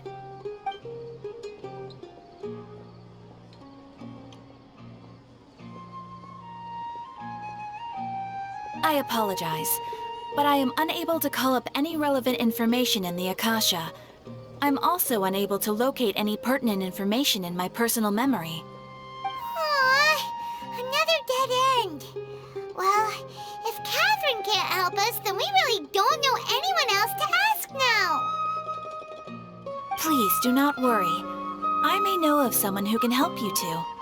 In Sumeru, the Adventurers Guild does not serve as the vanguard of information. Rather, there are numerous active mercenary groups collectively known as the Eremites. They take on various contracts and work all across Sumeru, so they naturally accrue intelligence. An Eremite brigade called the Corps of 30 is in charge of Sumeru City's defenses. Not only are they the oldest brigade, but they are responsible for managing and coordinating the affairs of all other mercenary brigades. Corps of 30? What a weird name. Supposedly, they are named as such because their ranks numbered 30 at their inception. Asphont, an advisor with the Corps of 30, maintains good relations with the Adventurers Guild. Though he's already retired, he and his words carry great weight within mercenary circles. If you'd like to get in contact with him, you can find him at the Core of 30's headquarters, the Citadel of Rexar. You're welcome. I wish you two the best of luck. We look forward to your exploits in Sumeru. Alright, off to the Citadel of Rexar we go!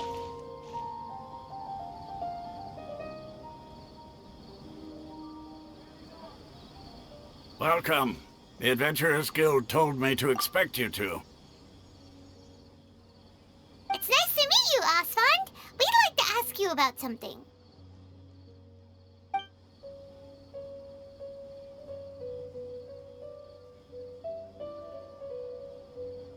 I see. So, Catherine's the one who sent you this way. Ha! It's true that the Eremites' network is vast, but even I can't help you meet the Dendro Archon. Wait, seriously? That's it? Afraid so. The Eremites aren't terribly religious, so we don't know much about divinities. As far as the Akasha goes, we can access even less than you. We originally came from the desert. The gods there died off long ago. Since those days, we've used our own two hands to carve out a living. We don't beg gods for their aid. It isn't just us, though.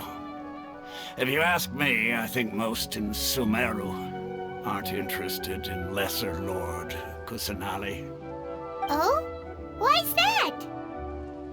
Just take the Academia, for example. They're the ones who truly rule Sumeru. Although they believe in gods, most of them only care for the late Greater Lord Rukkhadevata. In their eyes, she was the one who founded Sumeru and gifted us with the Akasha. Lesser Lord Kusanali just happened to inherit her legacy. Because of the Academia's influence, most citizens are more familiar with Greater Lord Rukkhadevata and hold her in greater esteem. Not to mention that Lesser Lord Kusanali never makes an appearance, and the Academia never announces anything about her. As far as the people of Sumeru are concerned, she's just a god that exists. And that's all. Really? Aw. After hearing all of that, Paimon sort of feels bad for Lesser Lord Kusanali. Ha! But who knows?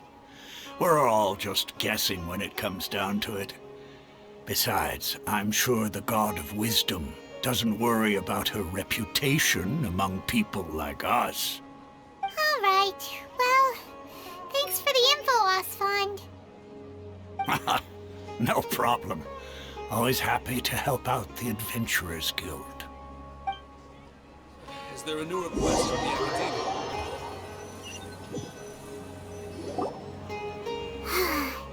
Seems Osfond was right about most people's attitudes here. Not only are they not interested in the Dendro Archon, they even say stuff like, if the Akasha doesn't think I should know, then I don't need to know about it.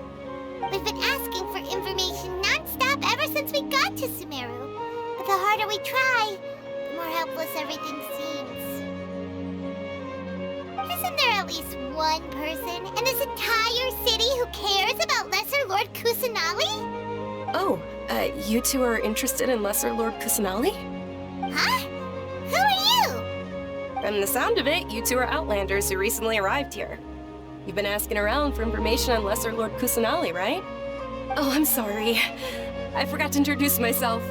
I'm Dunyarzad, one of Lesser Lord Kusanali's faithful followers. Whoa, really? Then do you know how we can meet with her? I'm afraid I can't help you with that. But your conversation earlier did happen to remind me of a legend about the Dendro Archon. Sure. It goes like this. Long, long ago, there was a man who heard a prophecy. It predicted that a great calamity was about to befall him. Panicked by what he heard, the man sought out the Dendro Archon in hopes that she would bless him with the wisdom to help him escape his predicament. The man journeyed across deserts and through rainforests and experienced tribulations of every kind. However, he still couldn't find any trace of the Dendro Archon. In despair, he thought, alas, the Archon has abandoned me. He then had no choice but to sorrowfully resign to his fate. Okay, and then what happened? And then, the calamity came. But to his own surprise, the man felt somehow emboldened by the trials of his journey.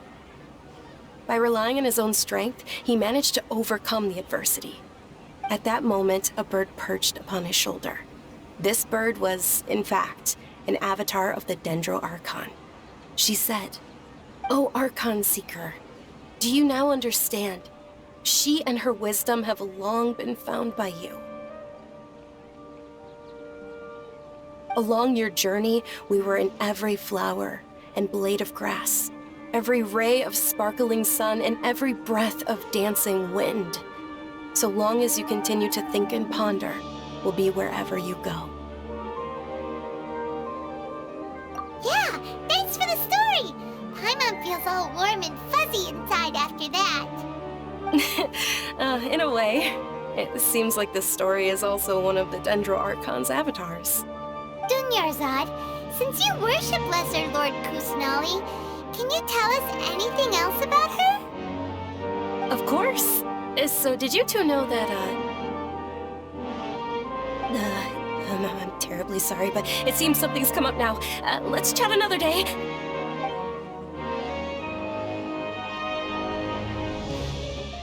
Hey, wait! What the heck just happened? It looks like they're searching for someone. Dunyarzad was acting super nervous just now. You think they're looking for her? This stinks! We finally managed to find a lead about Lesser Lord Kusanali! We can't let them get in the way now! Let's see if we can get rid of them. Then we can catch up with Dunyarzad! Hey, have you two seen a brown-haired girl wearing a purple top and a long blue dress? We're looking for her. Did she have bandages wrapped around her wrists? Yes, that's her. Did you see which direction she went? Yeah, she went that way. Quick, after her!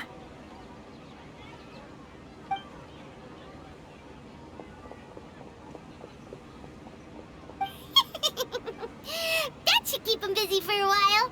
Let's hurry and find Dunyarzad.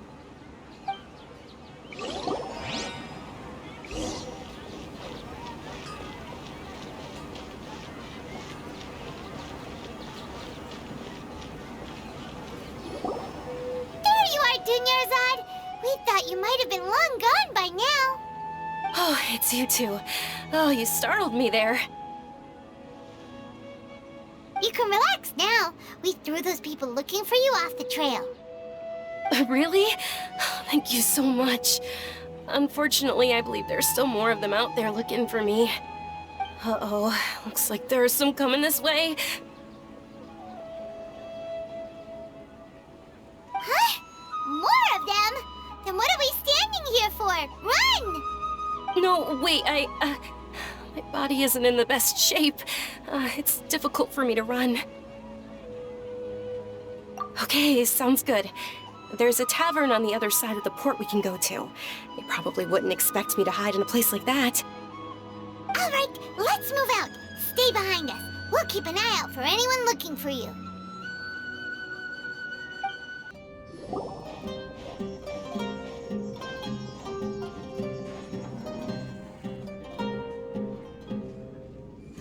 We made it. Oh, they shouldn't be able to find us now. Wait, stand down, Dia.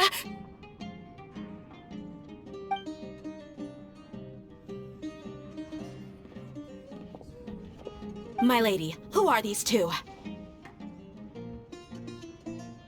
They're travelers that I met on the street just a moment ago. They happened to notice that you were all searching for me, so they helped me hide. I see. In that case, you two should scram. There's nothing here for you. Wait a sec! Who the heck are you? And why are you shooing us away? I'm Miss Dunyarzad's bodyguard, here to see that she returns home safe and sound.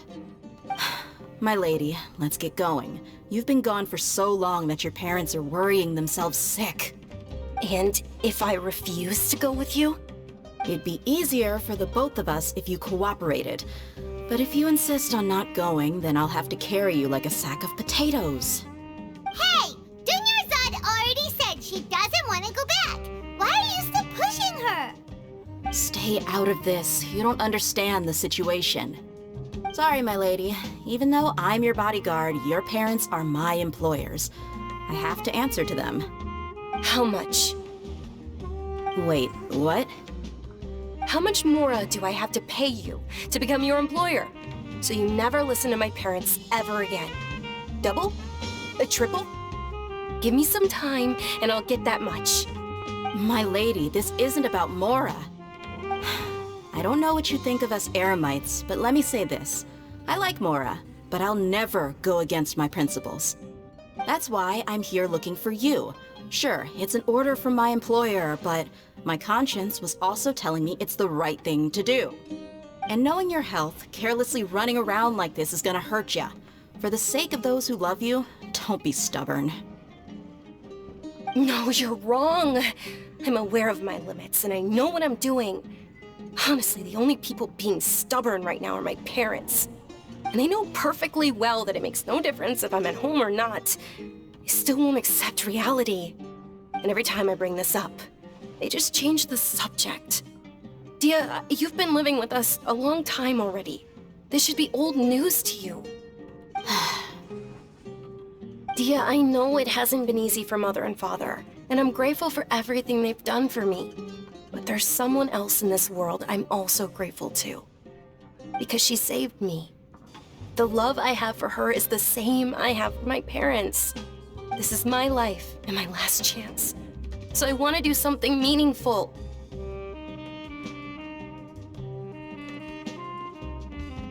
My lady, are you sure what you're doing now is meaningful? Yes, I'm sure. At least, it is to me. Fine, I won't ask you to return home anymore. But let me make something very clear. I'm only doing this— Thank you, Dia. Sorry for being so rude just now.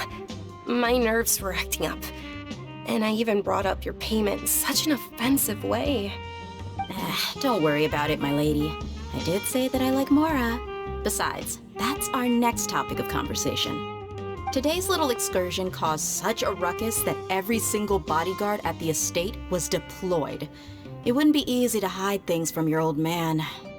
Since this definitely won't be your last escapade, here's a little tip. You should at least make it look like your room and things are still in order when you leave. Also, you'll need someone to cover you for when you're out and about. So, I'll let you hire me, my lady. This way, everyone wins.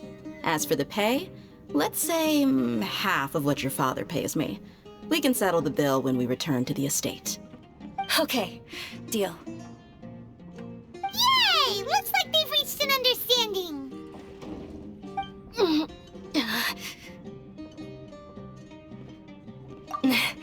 I'm fine, really. I just feel a little tired now that things have calmed down. My lady, stop trying to look tough. We're already in a tavern, so let's rest up and grab some grub. I'm sorry for worrying you two. If you don't mind, I'd like for you to join us.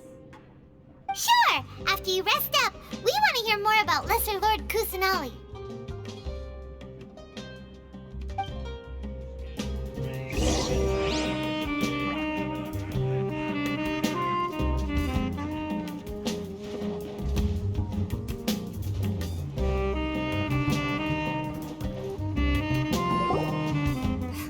Your theory is just putting the cart. Well, if it isn't Dia.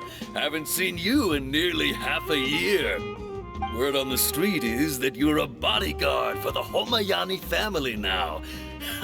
Don't you find that kind of work boring? Nah, you get used to it. How about a menu over here? You got it, huh? Isn't this little Miss Homayani herself? We don't get to serve personages like you very often. We'll be sure to prepare our very best. Thank you, sir, but there's no need. I don't have a lot of Mora on me, and I really ought to save as much as I can. But please bring these two the best food you have.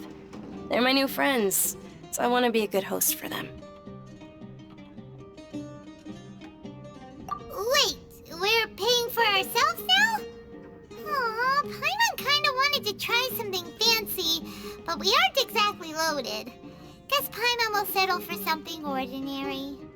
How about our coconut charcoal cakes? They're our signature snack, and they run cheap. Look, other customers over there are eating some now. They look kind of burnt and dry. Paimon will pass. Hey, come on! Paimon has personal preferences too, you know. Dunyarzad, we asked a lot of people when we first arrived, and almost nobody was interested in Lesser Lord Kusanali. So, what made you want to follow her? Well, remember when you asked me if I knew how to meet the Dendro Archon? Even though I don't know how, I think I've actually seen her before. Huh? Really? Yes, it was when I was a child. At the time, my illness had kept me bedridden for the better part of a year. I was stuck inside and couldn't make any friends, and my parents did their best to find treatments for me. But even then, the Akasha didn't have any helpful information. My younger self no longer had any hopes or dreams. One flare-up was so bad that I was in a semi-conscious state for several days. Then one night, I woke up alone in my room. I was terrified. My body was paralyzed. Even if I cried, there was no sound. At that moment, an ethereal voice spoke in my mind. Dunyarzad, don't be scared. You don't have to cry. Dunyarzad, don't be scared. You don't have to cry. Who are you? How do you know my name? How do I explain this? You might not be able to understand, but actually, I know everything about you. Really? Of course. I know that you're scared of thunder, that you hate taking medicine every morning, and that you love counting the petals on your mom's skirt. Wow, you really do know everything. Dunyarzad, is there anything you want? What? Not really. I can't go anywhere or do anything. Huh? But aren't you a child? All children have wishes. Tell me what you want, and maybe I can make it happen. But can you make my illness go away? Oh. I'm sorry, but I'm not powerful enough to do that right now. Then, can you be my friend? After that, the voice said, "Okay, I'll be your friend." Although my body was suffering during those days, that voice encouraged me and told me many wondrous things. Beyond my window was the flourishing Sumero city. Beyond the city was a lush rainforest. And beyond that was the wall of Samiel, deserts, and all of Tevat. Once I finally made it through that bout of illness, I couldn't hear that voice anymore. I told my mother about it, but she said that I must have been dreaming. But I know that that voice wasn't a figment of my imagination. Before that, I had never heard of Tevat. Yes, for sure. If it weren't for that voice, I would have never grown curious about the outside world, nor would I have learned how to read and enjoy so many books. That voice sparked a desire for wisdom. It had to have been the Dendro Archon. I've been hoping for a chance to repay her kindness. In fact, I was running around today to help prepare the Subzeros Festival for her. What's the Subzeros Festival? It's Lesser Lord Kusanali's birthday, which was the day that she was found by the sages. It's actually an old holiday that originally celebrated Greater Lord Rukkhadevata's birthday. When she passed away, the holiday eventually became a celebration of the Lesser Lord's birthday. I heard everyone was overjoyed when they welcomed her back to Sumero. In those days, the festival was a huge deal. But because of the Academia's influence, people have gradually lost interest in the festival. The Academia actively participates in Sumero's many holidays dedicated to Greater Lord Rukkhadevata. But when it comes to the Subzeros Festival, forget any funding. They practically act like it doesn't exist. Maybe they see Lesser Lord Kusanali's birth as confirmation of Greater Lord Rukkhadevata's death, so they're reluctant to celebrate it. Aww, but that's awful. It is. It's absolutely terrible. Sure, the Greater Lord founded Sumero, but hasn't Lesser Lord Kusanali been the one quietly protecting us for the past few hundred years? Just remember that we're still out in public. Don't get too carried away now. I know that people over by the Grand Bazaar still hold the Subzeros Festival to this day. But I hadn't met any of them before, so I was never able to contribute. But recently, I made a friend there who also follows Lesser Lord Kusanali.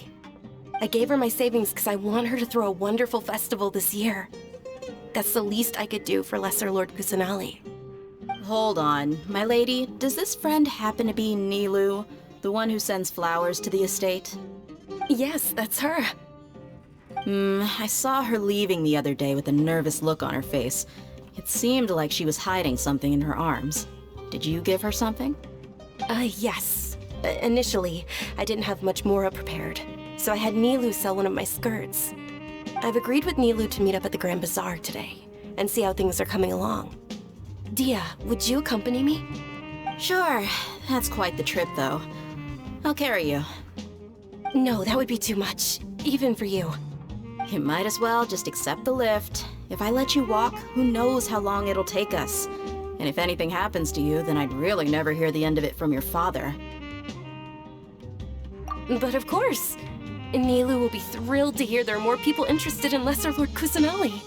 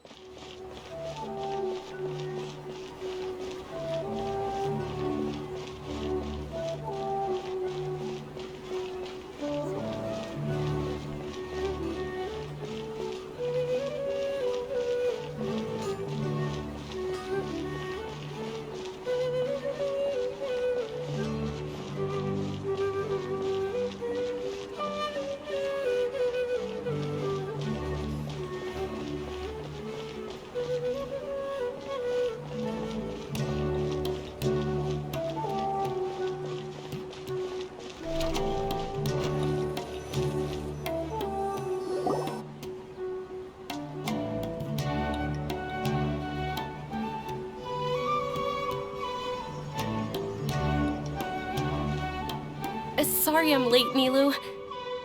Oh, Dunyarzad. It was taking you so long that I assumed you got trapped at home, but you made it in the end. Uh-oh. But if Dia's here, that means you got caught, right? You could say that, but everything worked out. She's on our side now. Not completely. Oh, and who are these two? Oh, meet the Traveler and Paimon, my two newest friends. They're visitors who just arrived at Sumero City and are looking for information on Lesser Lord Kusanali. So you're followers from another land? That's wonderful. You two absolutely mustn't miss the Subzeros Festival. By the way, Dunyarzad, we've already started decorating the Grand Bazaar. It looks spectacular, thanks to your generous contribution. You're very welcome. It's the only thing I could do. Do you still have enough Mora? Probably? But don't sweat it. We've already finished renovating the stage. Come on, I'll show you.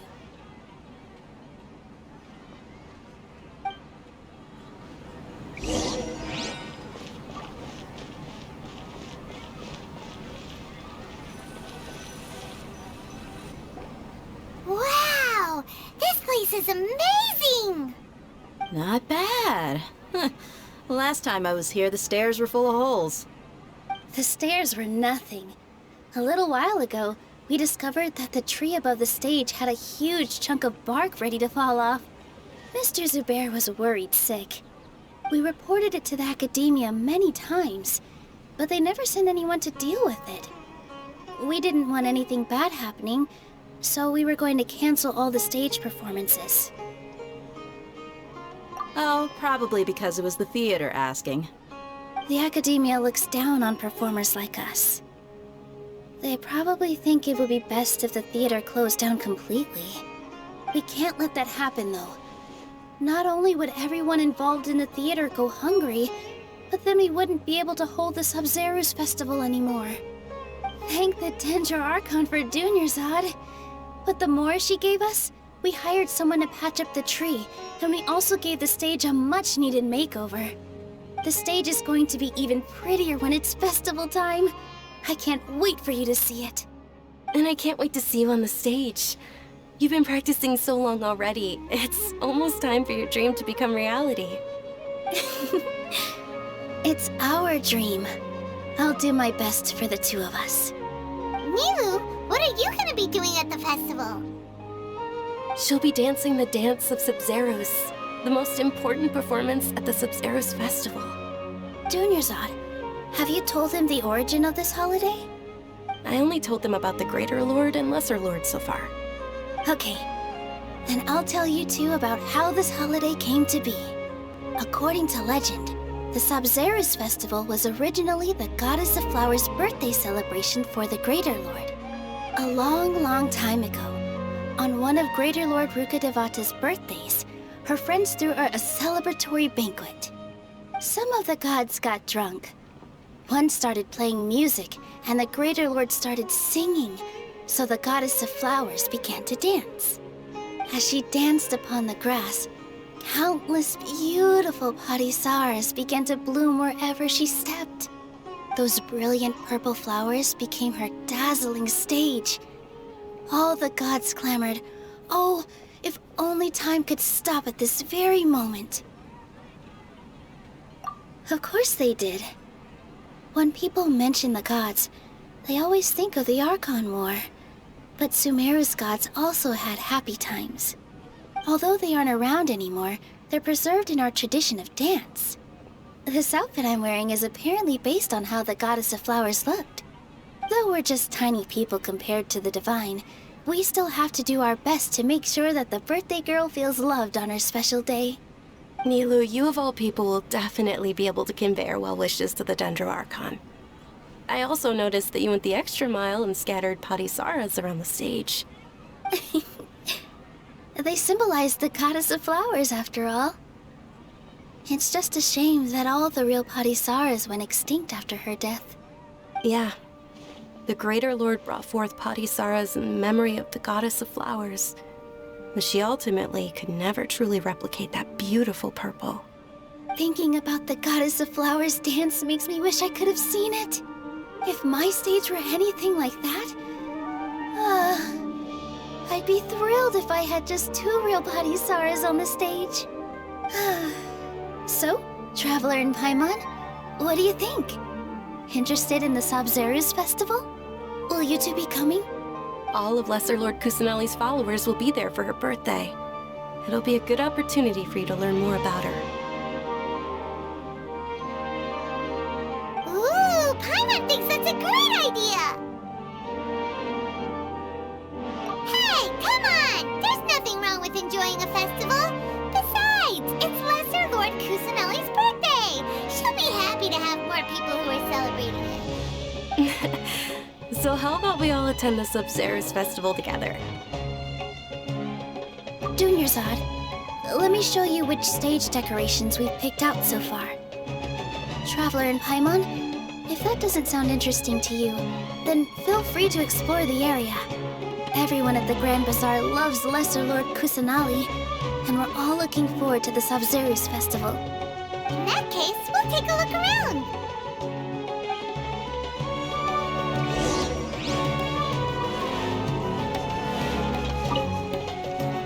Whoa! What's with your yellow hair? And why do your clothes look so funny? Are you an outlander? Did you know that the Subzeros Festival is about to happen? There'll be loads of fun things to do at the festival. But the best part is when Ferris, the Knight of Flowers, passes out candy to everyone.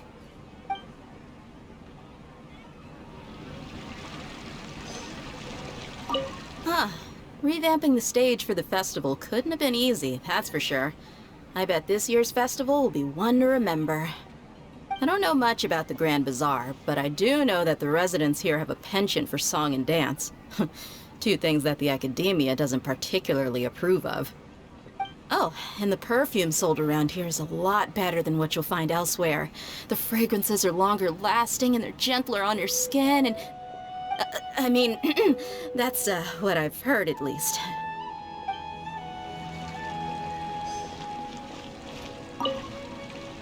Things are really shaping up, and there's a buzz around the festival this year. We're expecting people from all over to come by this year and buy things during the festivities. Don't be fooled into thinking that Sumeru City has the best of everything. Some festival snacks are only offered here in the Grand Bazaar. And when it comes to musicians, dancers, or singers, the Grand Bazaar's got the best of the best. Sure, those folks at the academia might not like it, but what's a festival without song and dance?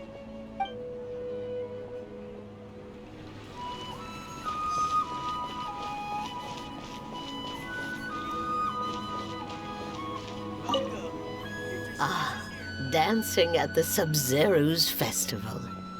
You know, I also danced when I was younger. As a child, I even asked my grandmother why we performed the dance for the Lesser Lord when it was originally done to honor the Greater Lord.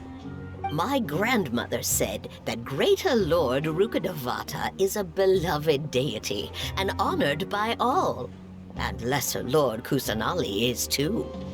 If the Goddess of Flowers ever knew Lesser Lord Kusanali, then she would certainly have wished to be her friend and hold celebrations for her too. The Subzeros Festival has been losing its appeal over the years. That is, until a wealthy benefactor stepped in this year and brought the festival back to life. I heard she forked out a lot of mora to make it all happen.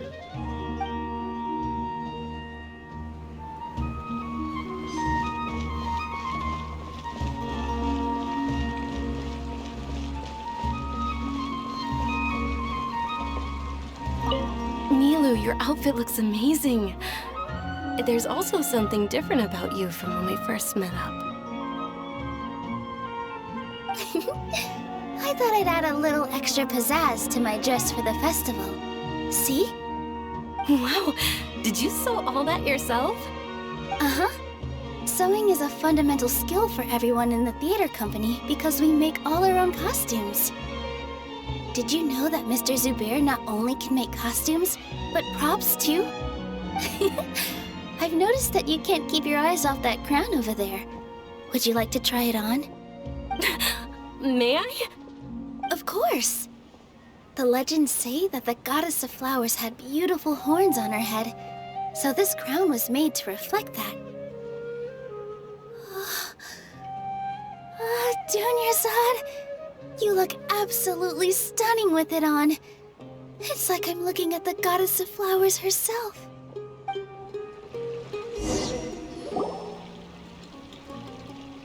Hey! Is that who Paimon thinks it is? It looks like Catherine.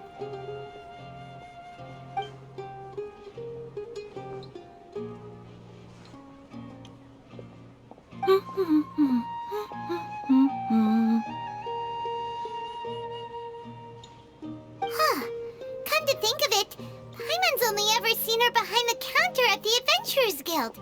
This is the first time we've ever seen her taking a break. Hey, Catherine! Oh, hey! It's the Traveler and Paimon! What's shaken? Whoa, break time Catherine sure sounds a lot less formal than usual. Paimon was still waiting for her to say Ad Astra Abyssosk. Sure. Standing behind the counter at the Adventurers Guild doesn't require any complicated functions. But saying and doing the same old things over and over again can get pretty monotonous. Like watching the same Fontaine movie day after day. But take you two, for example. You travel across Tevat to enrich your lives and gain new experiences. Well, we enjoy traveling across Tevat and all that, but we're mainly looking for clues about his sister. Yes, you should keep searching. Sometimes the answers we're looking for aren't necessarily at our intended destination. Instead, they're found along the way. Huh. Haven't we heard someone say something pretty similar recently? Anyways, what brings you out here, Catherine? No, not particularly. I guess you could say that I'm loving the recent atmosphere here.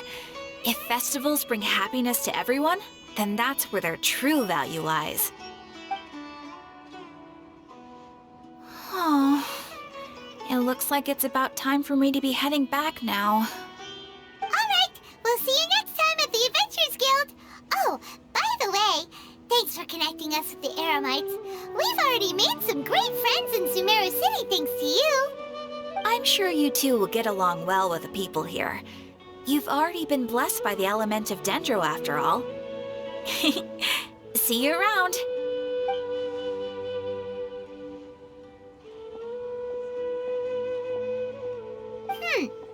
There's something really different about Catherine today.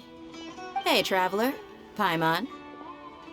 Oh, hey, Dia. What's going on? I've got something to tell ya. My lady knows you're looking for ways to meet Lesser Lord Kusanali, and she's been trying to come up with a way to help you. Well, I have an idea that might help. Are you serious? We'd love that! It might not necessarily pan out, so don't get your hopes up too much. I'll need to take you two somewhere and ask someone some questions. My lady is feeling a little worn out at the moment. Nilu's found a place for her to rest. After I take my lady home, let's meet in front of the Citadel of Regzar. Sounds like a plan! Let's head over to the Citadel of Regzar and wait for Dia! Everyone can enjoy. Sorry, I'm late. It took some convincing for the Master and Mistress to believe that Miss Dunyarzad was only sitting in the port for a while because she was in a bad mood. Anyway, I guess I should be thanking you. I haven't seen Miss Dunyarzad that happy in a long time. If it wasn't for you two, she probably would have been caught and dragged back much earlier. You sure sound a whole lot nicer than when we first met, Dia. Who would have thought you had such a soft spot for Dunyarzad? It's called being a professional. I'm a bodyguard, and I work for whoever's paying. Look, Dia's blushing. Listen, you two. I don't expect to be working for Miss Dunyarzad very long, but I hope to finish things on a positive note if possible. Let's cut the chit-chat and head into the Citadel. We'll see if the person I know has a way for you two to meet with the Lesser Lord.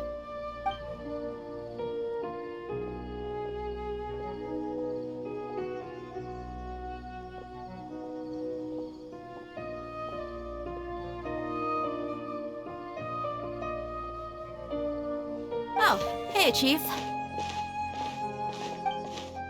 Ha, Dia! What are you doing here? And well, didn't expect to see you three together. I take it you all know each other already? Mm-hmm. We met this morning after the Adventurers Guild pointed us to Osfon for more info. No kidding. Huh. So, where's Ruksha? I thought I'd help these two out by asking about the theft. Anything you can tell him?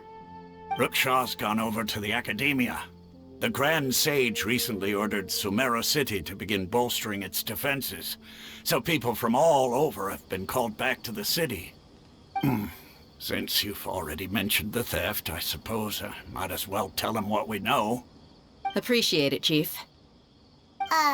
Theft? Sorry, what the heck are you guys talking about? Just recently, the Academia lost something, and there's a chance the item is connected with the Dendro Archon. This case might just somehow help you in meeting her. I suppose that's one way to look at it. But if you ask me, the case is more about the Academia than anything else. Let me fill you in. The Academia recently sent a convoy to pick up an important package from Aru village. Word got out, and the convoy was robbed on its way back. The Grand Sage took the whole matter very seriously. Not only did he dispatch the Matra, but also enlisted our help in the search for leads. All we know so far is that whatever was stolen is currently in Port Ormos. You two have heard of Port Ormos, haven't you? It's the largest commercial port in all of Sumeru. You can travel there by leaving Sumeru City and heading south along the river. The Academia's grip isn't long enough to reach all the way to Port Ormos, so the city's a little more laid back, meaning the population's also a mixed bag. You never know who you'll meet there. Apparently what was lost has a great deal to do with the Akasha, knowledge, and even the gods. I'm afraid I don't have any other details for you, though. If you're interested, maybe you could head to Port Ormos and ask around yourselves. If you want my advice, try introducing yourselves as students of the Academia once you're there. Are you serious, Chief? All the Academia students are in Sumeru City, you know. Why should they pretend to be students in Port Ormos? If you're also interested, just go there and see what happens.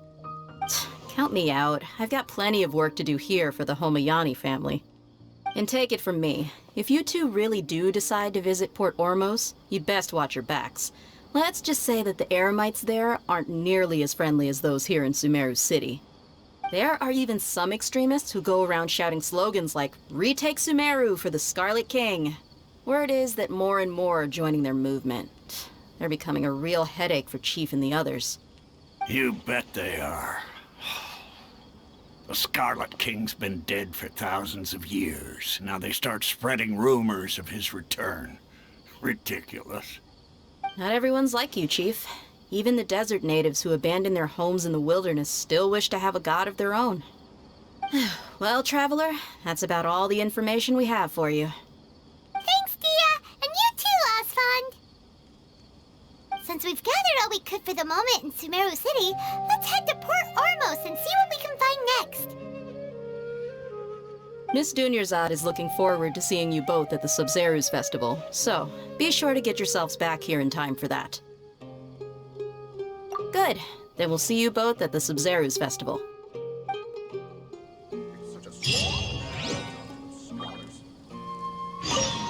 It's been a while since I visited the Citadel of Regzar. I'll catch up with Chief for a bit before I head back myself. He really did a lot for me in the past. Remember, to get to Port Ormos, just follow the river south from Sumeru City's port. Just be sure to take care of yourselves out there. We'll meet again at the Subzeros Festival.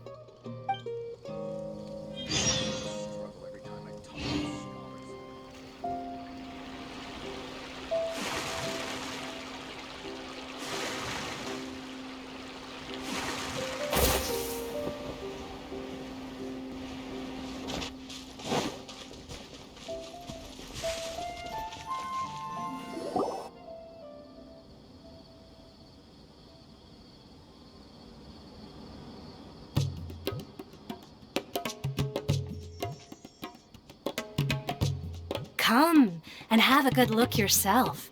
Traditional spices of the highest quality, made with pride and experience. You've got a deal. I can't thank you enough for always looking after my business.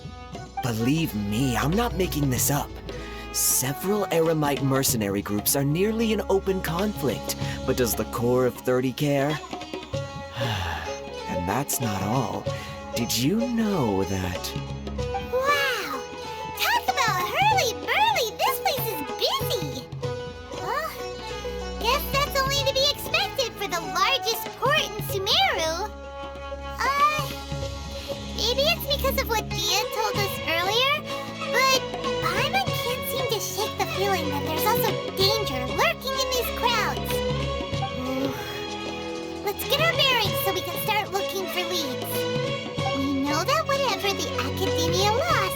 related to the gods. But other than that, we don't have much else to go on. Oswald told us to try posing as academia students while asking around. Paimon checked the Akasha on the way here, and the academia doesn't seem to have any research facilities in Port Ormos. Paimon doesn't get it. Won't we look even more suspicious going around saying we're academia students and asking about the stolen item? Well, given all the people that come through here every day, if there's any information to be found, Paimon bets we could find it in the market. Let's ask around and see what we come up with.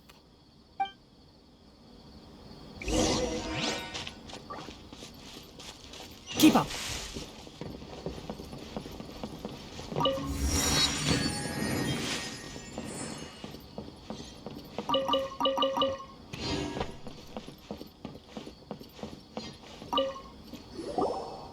Welcome. Welcome. How can I help you two? Hi there. We would like to ask you a question. Do students from the academia ever come to Port Ormos? Of course. Especially around this time of year. Students from Sumero City that are about to graduate often come to Port Ormos to cut loose a little. Many people often talk about how hard it is to get accepted into the academia, let alone graduate. But those who finish their studies and go on to become full-time researchers at the academia have it even harder. Sure, we may not be Sumero City, but Port Ormos offers beautiful scenery and a stress-free environment. Some even say it's good luck to come to Port Ormos, so students and researchers come flocking here when things get to be too much at the academia. Ah, you see over there? Those are students from the academia. They've been looking worried and miserable ever since they got here a few days ago. If you ask me, the life of a merchant is better. So long as the Akasha teaches us what we need, then life is good. Those students seem to be discussing something. Let's see if we can listen in.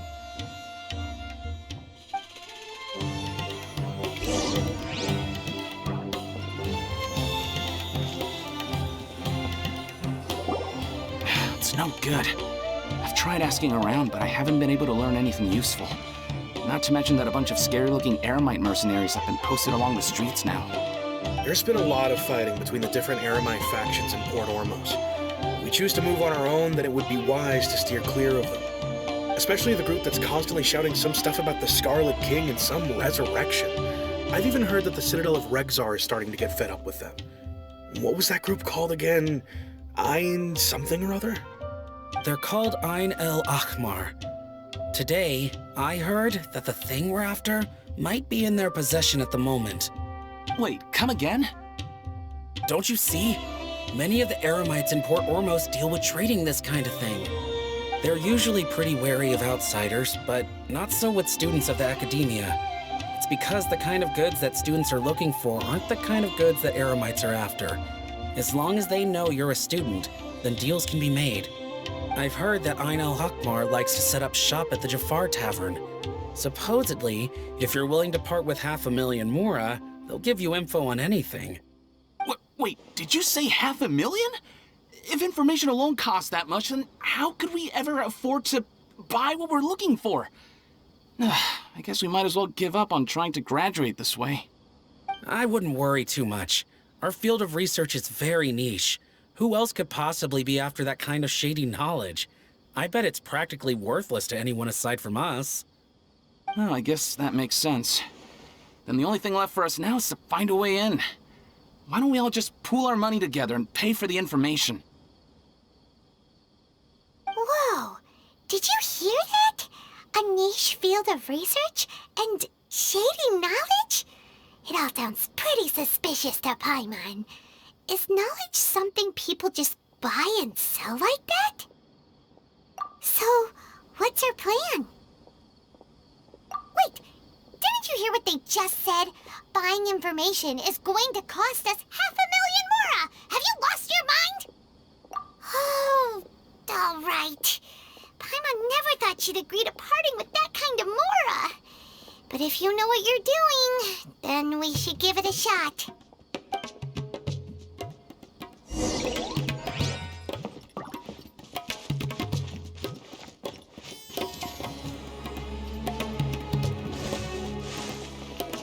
This is the place we heard those students talking about. Should I adjust this? Let's find a seat somewhere and... Oh, you've arrived. Please, take a seat.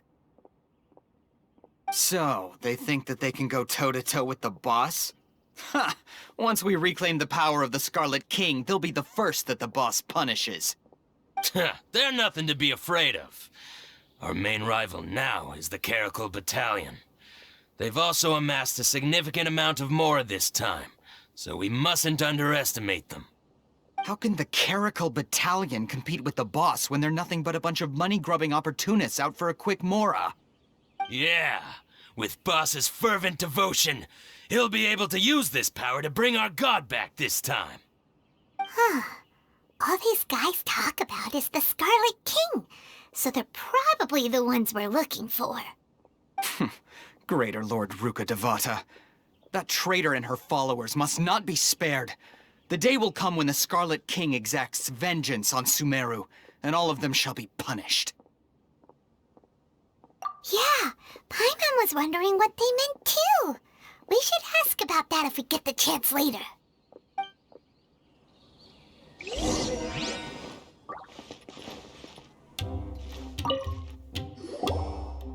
Huh? Who are you? What do you want? A student? What's a student from Sumeru City doing in Port Ormos? Ah, well, if it's info you want, you've come to the right place. The question is, can you afford it? Oh, Paimon can't stand to see so much more go. But there's no other choice right now. Here, this is the merchant's address. Whatever you're looking for, you'll find it there. Hmm? Well, what are you waiting for?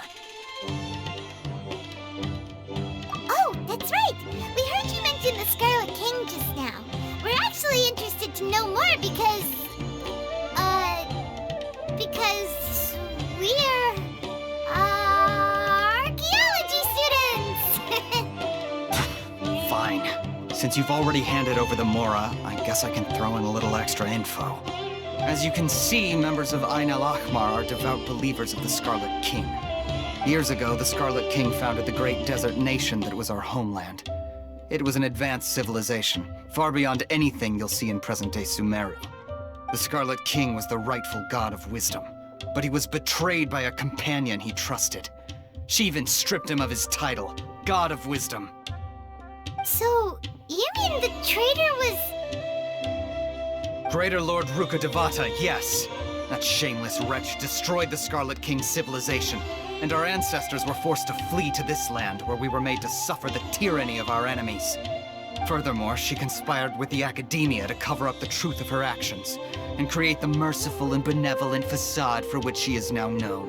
Ugh, just thinking about it sickens me. But the story doesn't end there, oh no. The Scarlet King isn't truly dead. The voice of the Oracle has been heard in the desert, prophesying his resurrection. Mark my words, our god shall return. And when that day comes, all followers of the traitor and all the desert dwellers who have forgotten their true god will suffer retribution together. If what I'm saying makes you shiver with fear, it might not be too late for you to become a believer of the Scarlet King. I don't have anything to say to you Academia people about that. I think this conversation has reached its end. Not just yet. This man is a fraud. Huh? You again? Deranged Academia lunatic? Yes, it's me again. I already warned you that if you weren't willing to sit and discuss things with me, I'd take measures to make things uncomfortable for you. Listen to me. That address he gave you is fake. Or at least, you won't find a merchant waiting for you there. This group has been boasting all around that they can provide information on a certain item as a means of luring people into their territory. Once you show up, They keep up the act until they have hard evidence that you want to purchase said item. Then they use that to squeeze you for all the more you're worth. Hey! Shut it, Al-Hайтамом! What are you playing at, trying to ruin our business like this, hmm? I told you the other day. I wish to discuss my terms with your boss. Ha! The boss made it perfectly clear that he won't negotiate with you. Yes, and in no uncertain terms. But that was then. It does not preclude him from changing his mind in the future. I'm warning you, don't push us, or this could get ugly. We don't usually get rough with people from the academia because it just complicates things. For a lunatic like you, though, we might just have to make an exception. If you're suggesting that we escalate this from a verbal exchange to a physical one, I accept. After all, even the Archons used war to negotiate the ownership of Teyvat. If, on the other hand, we can't agree on any means of negotiation at all, then I'm afraid my next course of action will sting a little more than the mere following through of a few business deals. I will jeopardize the Eremite's reputation, which I know you value above all else. I am quite confident that if I began to take such action, your boss would willingly approach me himself. However, I fear that by then, some things will have happened that cannot be undone. Also, a word of advice. I suggest you tell your boss exactly what happened here today. Otherwise, he might blame you for not telling him in the future. What did you say? Consider this. Have I ever failed to follow through on my word in the past? This guy is really out of his mind. Okay then. If you really have a death wish, let's meet a week from today. The pier in front of the Pharos Lighthouse, 4 o'clock in the afternoon, sharp. Don't expect us to hold back. Not so fast. First, you return the 500,000 mora to them.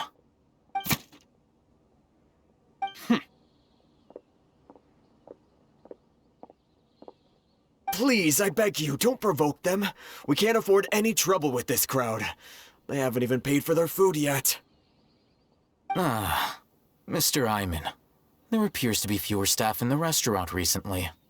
This wouldn't happen to be because they're all busy spreading the word to the students, would it? Well... Someone who chooses to do business with a group like that really can't afford to get so flustered the instant someone confronts them about it. Consider the meal compensation for our silence. I'd say you're getting an excellent deal. Whoa, did you see that? He not only got us our Mora back, but sent the Amorites running too! Plus, he seems to know a lot about what's going on around here. Let's catch up with him and ask some questions! He went that way! After him!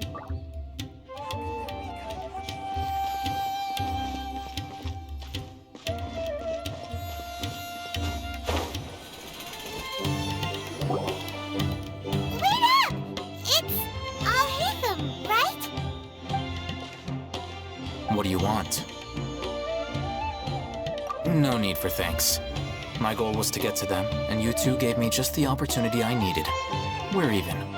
Oh, I advise you to keep your distance from them. Since they weren't able to make off with your Mora in the end, they might harass you again in the future. All right. Goodbye. Hold your horses! We still have something to ask you about! Since you tore through their scam right in front of them, you must know the real story about certain something, no?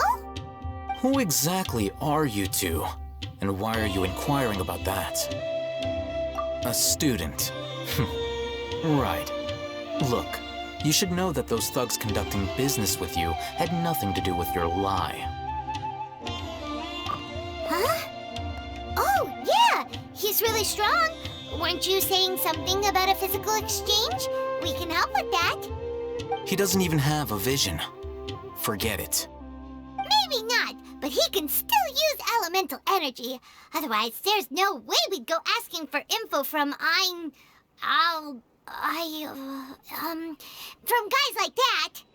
Those hot-headed thugs are definitely gonna bring a lot of backup for your next meeting. Even if you don't go alone, you won't regret taking us with you.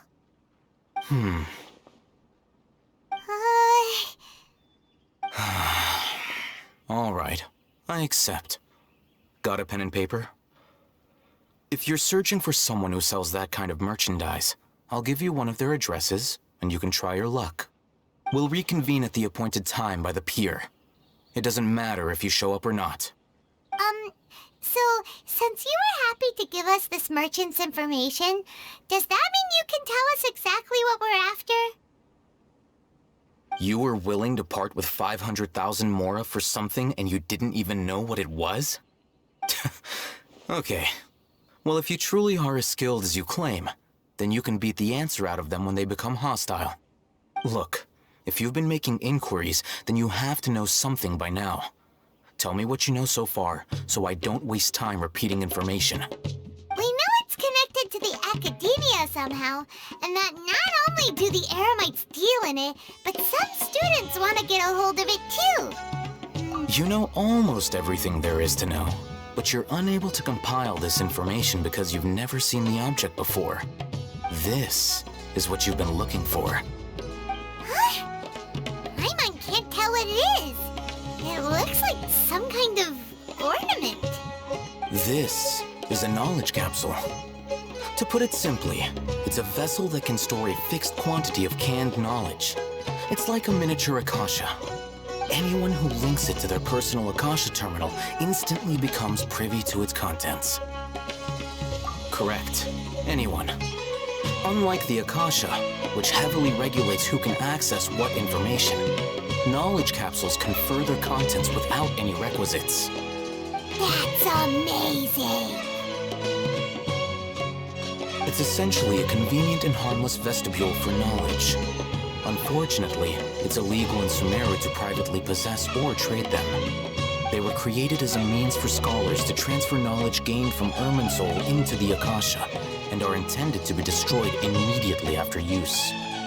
But despite strict regulations, some of these knowledge capsules will always escape destruction. After all, there will always be those in this world who are dissatisfied with life as designed for them by the Akasha and wish to change their fate. Over the past century, a wide variety of canned knowledge has been leaked from the academia. Now, in Port Ormos, the valuable ones are a means to mora for the Eremites. Meanwhile, those which the Eremites deem to be useless to them occasionally prove useful to the common citizens and hapless academia students. Well, I think that about sums it up. Oh, so that's your true objective. With our current arrangement, I don't believe I can offer an answer. You're still resolved. Fine. Let's talk somewhere with fewer people. Let's continue our conversation here. If you wish to learn more about the knowledge capsule that the Academia lost, then you must help me with something. I need you to find someone named Dory, a traveling merchant. Unlike the peddlers who hawk inferior knowledge capsules, she often has quality goods in stock. Some say that as long as there is profit to be made, there is nothing she won't dare to sell. She's guarded against people from the Academia because most of her wares don't comply with Academia regulations.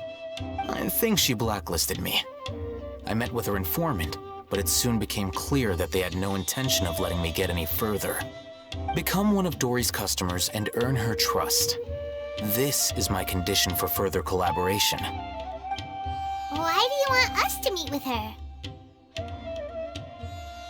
Until you complete this task, you don't have question privileges. Fine. So how do we go about doing this? You two are outlanders who haven't been here for long, so Dory should view you as safe clients. I'll give you the informant's address and their contact password. Beyond the password, though, I have no way of knowing what other tricks she might have up her sleeve. You'll have to improvise. This is kind of nerve-wracking. The true challenge begins after you meet her. She has a keen nose for mora and a shrewd eye for wares, and she only likes customers who she deems to have good taste. I'll prepare some funds for you.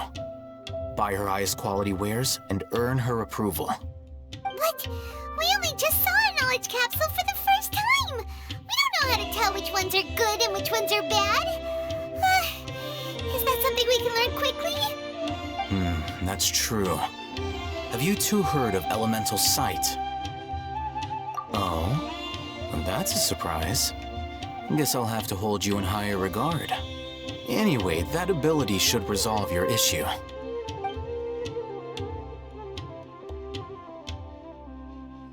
Here are 2 knowledge capsules. Tell me, can you detect any difference in their quality?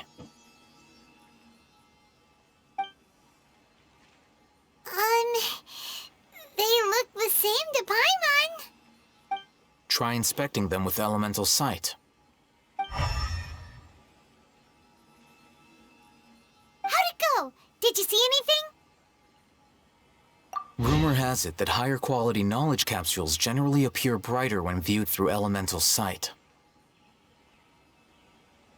That's because knowledge originates from Irminsul, the root of Dendro power itself.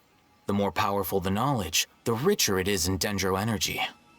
However, some canned knowledge with a high concentration of elemental energy is of little use in contemporary times, so those capsules are of little value.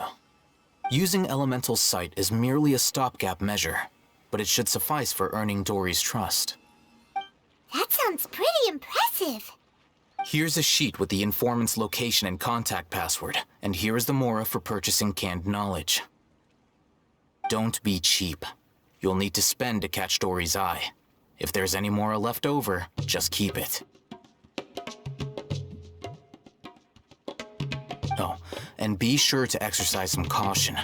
There have been Matra present in Port Ormos lately. Your efforts will be for naught if they catch you. Matra?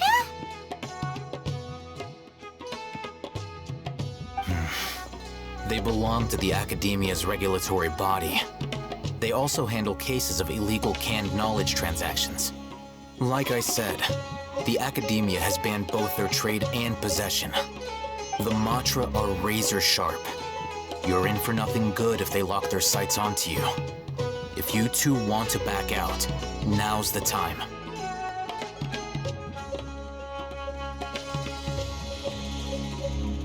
Okay, then we have a deal. If you succeed in your dealings with Dory, come find me at the Wikela Funduk. We'll have an open discussion then. Looking at what Al-Haytham wrote, Dory's informant is a traitor near Old Ormos. Let's follow these instructions.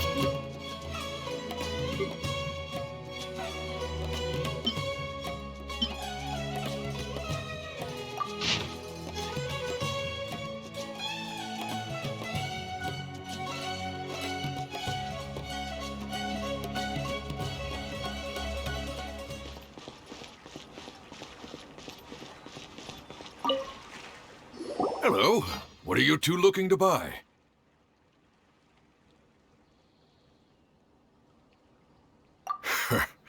What a unique palette. We have unripe horror fruits, but we usually keep them in the back. I'll have someone escort you. Following the paper got us past the first round. Ronak, these two want to buy unripe horror fruits. Show them to the warehouse. Got it. You two, please follow me. You two have a fascinating fashion sense. We haven't seen a customer wearing a Sumero rose for quite some time.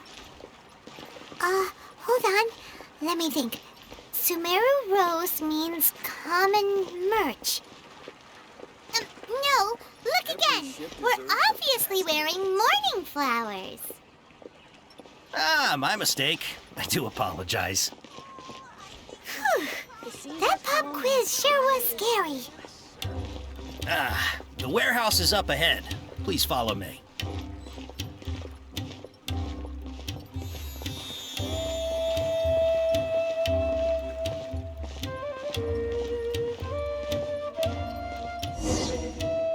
Before I retrieve your products, I need to confirm a few things. Please forgive me, but we may not have sufficient stock for you today. Earlier, many of our hara fruits were taken by mice. Thanks. If better goods come in, you'll be the first to know. You look like you have some skill. Why don't I pick out some fruits that'll make you dizzy? Yep, that's the right answer. But eating hara fruit that makes your head and ears ring sounds like a bad life decision. Would you like your hara fruits to be packaged in the Sumero City or Port Ormos style? Wow, you two sure are generous customers. We'll be sure to package your products beautifully. Okay, everything has been confirmed. Miss Dory is waiting for you up at... Shoot! It's the Matra! Run! What? The matcha? Where? Al-Heytham said we're done for if they catch us. We gotta get out of here.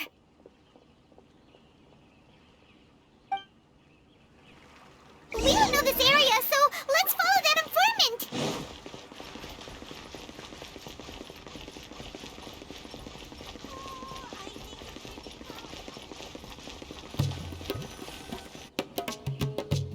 He ran that way.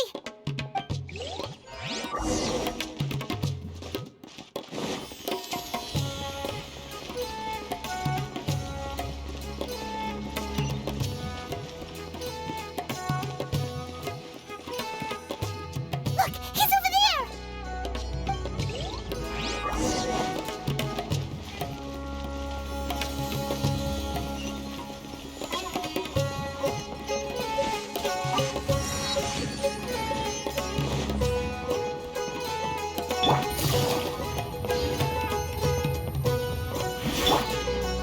Hey!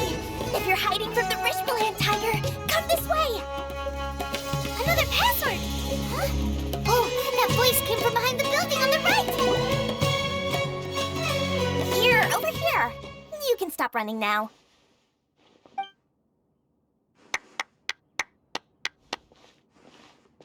So you were the one who was calling out to us just now. But, are we definitely gonna be safe here? These two good customers wish to buy some hara fruit, Miss Dory. And if there's nothing else, I'll just excuse myself. Oh, very good. Thank you. Huh? Wait, you're Dory? Paimon sure thought you'd look a whole lot scarier. Hey, what are you trying to say, Princess Pea-Brain? I can be scary enough when I need to be, believe you me.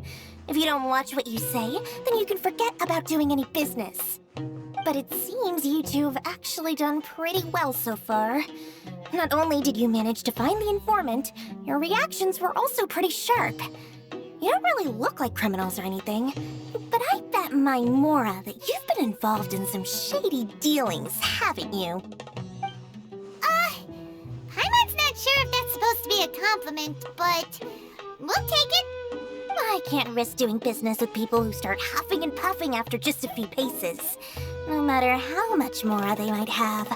Not only will they get caught by the Matra, but they'll also get us into trouble.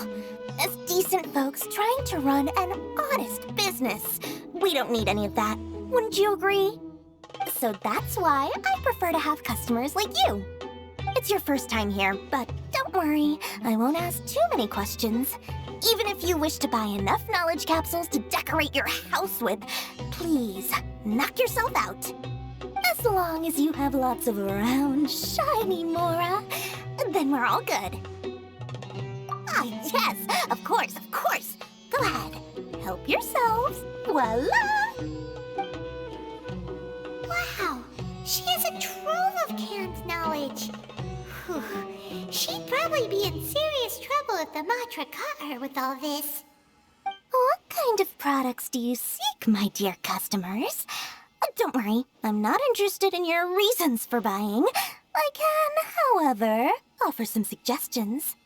Take this one, for example. An analysis of the sociological ideology and dialectics of the Hilichurls. Only 3 people in all of Teyvat have ever studied it, making it extremely rare. It's on sale now for 350,000 Mora. Yeesh, who would want want to be an expert in that topic. Or how about the architectural styles and construction methods of Teyvat in the early Archon War period? With this one, you can become an expert in historic architecture preservation and find an excellent, well-paying job in nearly any nation. Ooh, now this sounds like it could be useful. 2 million Mora, and it's yours. No discounts. Whoa! That's a lot of Mora! Of course, you are free to pick whatever your heart's desire. The contents and price of each knowledge capsule are indicated in small text on the body of each one, down at the bottom. Alright, let's try the method that Al-Haytham mentioned.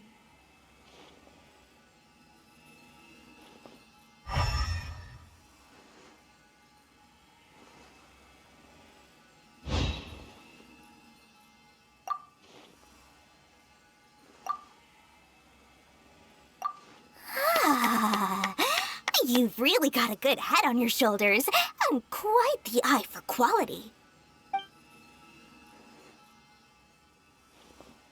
We'll take these, please and thank you. My oh my, you are blessed with a taste for both the exquisite and the extravagant. Customers like you are a rare breed. 1 in 100. No, 1 in 1,000 even.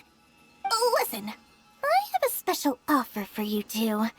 If you spend just 100,000 Mora more, you can pick any knowledge capsule of your choice up to a value of 1 million Mora. Say what now? Hey, did you hear that? Spend another 100K and we get a capsule worth a whole 1 million! But all the canned knowledge we just bought is easily worth 500,000 Mora. If we spend just a little more, we can get something worth 1 million Mora. Isn't that a fantastic deal? Think about it. We've gone to all this trouble to get this canned knowledge. And so far, everything we bought belongs to Al-Haytham. Aren't you even the least bit curious about how this whole canned knowledge thing works? We're talking instant knowledge here. Don't you want to try it yourself? Come on, come on! We still have around 100,000 of Al-Haytham's Mora left, so let's put it to good use by finding something useful for you. Ahem, you've got a deal, Dory! We'd like to spend an extra 100,000 Mora. Excellent! Then please, select from this fine collection of canned knowledge over here. Hold on a second. Paimon thought we could choose whatever we wanted. Why can't we choose the ones from over there? Oh, but my dear customer, the knowledge capsules over here are worth 1 million Mora each. I'm sure discerning customers like yourselves will be able to find something to your liking. Please, take your time. Uh-oh, Paimon has a bad feeling about this. Let's use Elemental Sight again to check these.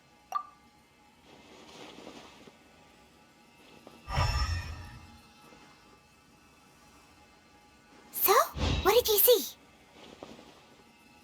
So, they're all worth about the same amount? Well, anyway, the Mora's already been spent, so let's at least try to find something useful. Let Paimon take a look here. An introduction to traditional Sumeru brewing techniques, the art of growing spices, an overview of ancient runes. Oh, how about this one? Sword Fighting Techniques 8. Not sure we'd ever find volumes 1 through 7, but at least this knowledge should be useful, right? Let's go with this one. Dory, we'll take this one. All right, very good. I'm expecting some new goods in the next couple days, so be sure to check back again soon. Whether it's canned knowledge or anything else you need, bring your Mora to Dory and doors will open. Our dealings with Dory went smoothly enough. Let's head to Wakala Funduk and meet up with Al-Haytham. Hopefully now he'll finally tell us...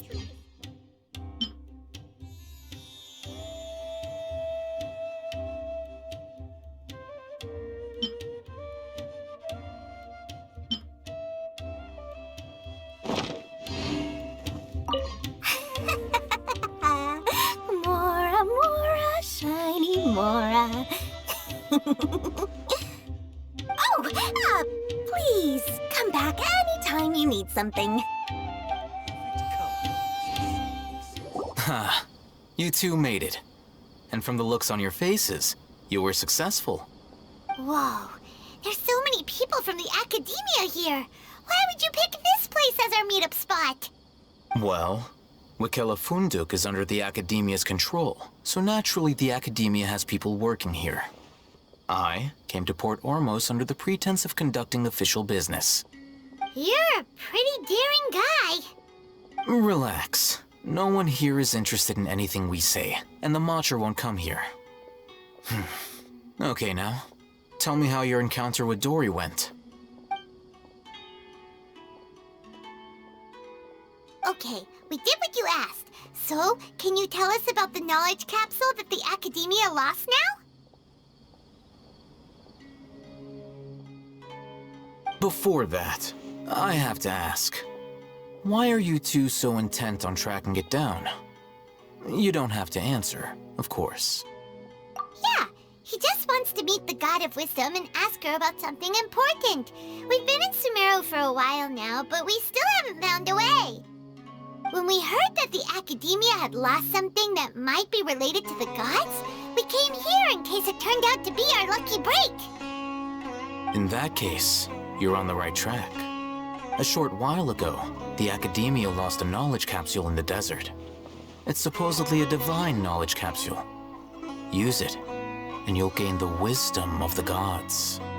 Wow, there's really such a thing as that? Hey, if we find it, do you think we could learn how to meet the Dendro Archon? Ooh, or how to find your sister? I highly doubt it has any mystical properties, but it does indeed exist. And it's right here, in Port Ormos. So, where exactly? That's what we need to find out next. I won't deny that. I am investigating because I'm curious as to what the divine knowledge capsule truly is. As you know, the Eremites in Port Ormos also have their eyes on it. It is an extremely precious item. The knowledge contained within may bring great power or wealth to whoever has it in their possession. Several brigades have been vying for ownership of it as of late, but there is still no victor. My personal finances and connections cannot compete with those of the Eremites. After attempting various methods, I finally managed to reach a tentative agreement with several brigades. I agreed to forego ownership of the divine knowledge capsule in exchange for the opportunity to study it. After all, there's no harm in understanding what it is. However, there are those who are less amenable to negotiation, such as those from Ain al-Ahmar. They adamantly believe that the divine knowledge capsule contains the Scarlet King's power, and that he will return to this world when they obtain it. They refuse to let anyone from the Academia tarnish their deity's soul. So you kept hounding them because they refused to cooperate with you? Yes. Ain al-Ahmar isn't exactly wealthy, but its members are determined to get that capsule by any means necessary. To that end, they've resorted to many methods more foul than fair in order to amass sufficient funds.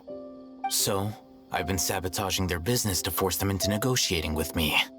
The divine knowledge capsule should be up for a secret auction within the next few days. Each brigade will place their own bid, and the prize will be covertly given to the winner.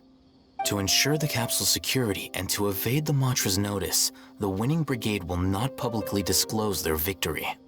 Unless I know whose hands the divine knowledge capsule ends up in, my agreements with them will fall through. Dory is the most reliable source of information, but that avenue was previously closed to me. With you on board now, the situation is different.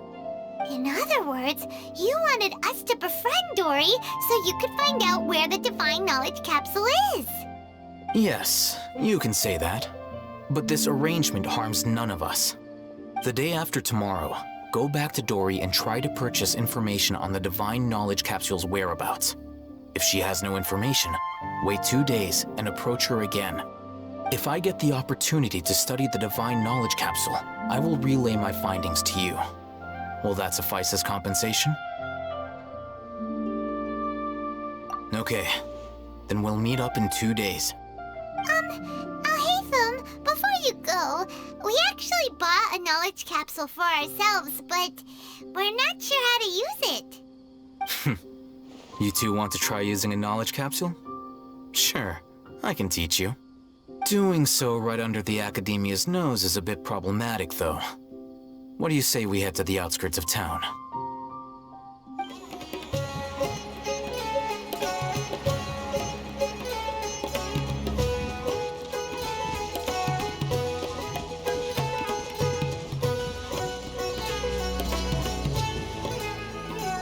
All right, this place works. Show me the capsule you purchased. Here. Sword Fighting Techniques 8. Huh. A combat class knowledge capsule. This class is something of a rare find these days, since most have been taken by the Eremites to augment their battle capabilities. Really? Aw, yeah, what a great buy! If you want to determine the efficacy of this capsule, I can evaluate your combat ability. However, effects will likely be minimal if you already possess a high amount of strength. We can conduct a controlled experiment where you fight 2 battles, one before using this knowledge capsule and one after. While you fight, we can use an Akasha Terminal to monitor your various physical parameters. There may be variances in your physical strength between the 2 tests, as well as a disparity in your opponent's abilities. But don't worry, I'll run statistical analyses afterward to mitigate any confounding effects. Wow! Al-Haytham! You must have been one of those guys at the Academia who got top grades on everything. Paimon's curious about something, though. You definitely weren't one of those students who needed canned knowledge to graduate from the Academia, right? So why are you risking getting caught by the mantra for this capsule? When you are unable to understand a researcher's actions, most cases can be attributed to curiosity. This is but one theory. Sounds like you're trying to avoid the question. All right, let's begin the test. Just fight as you normally do.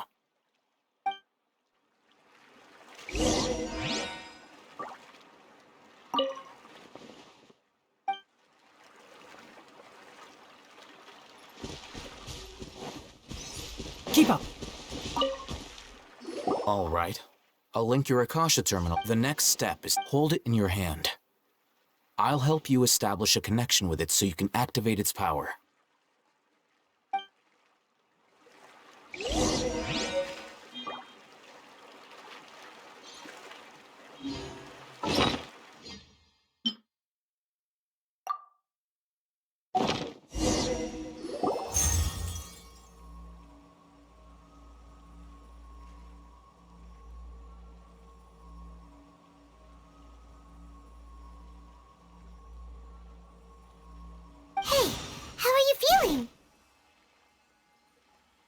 You mean that it worked? All right. Time for round 2. Fight with the same composure as before.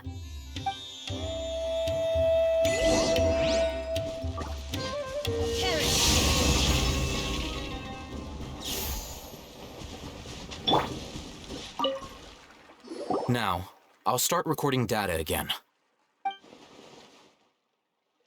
Al-Haytham, how's it going? Well, the knowledge capsule you purchased did improve his combat capability. During the second fight, his overall fighting performance increased by 0.073%. Wait, how much?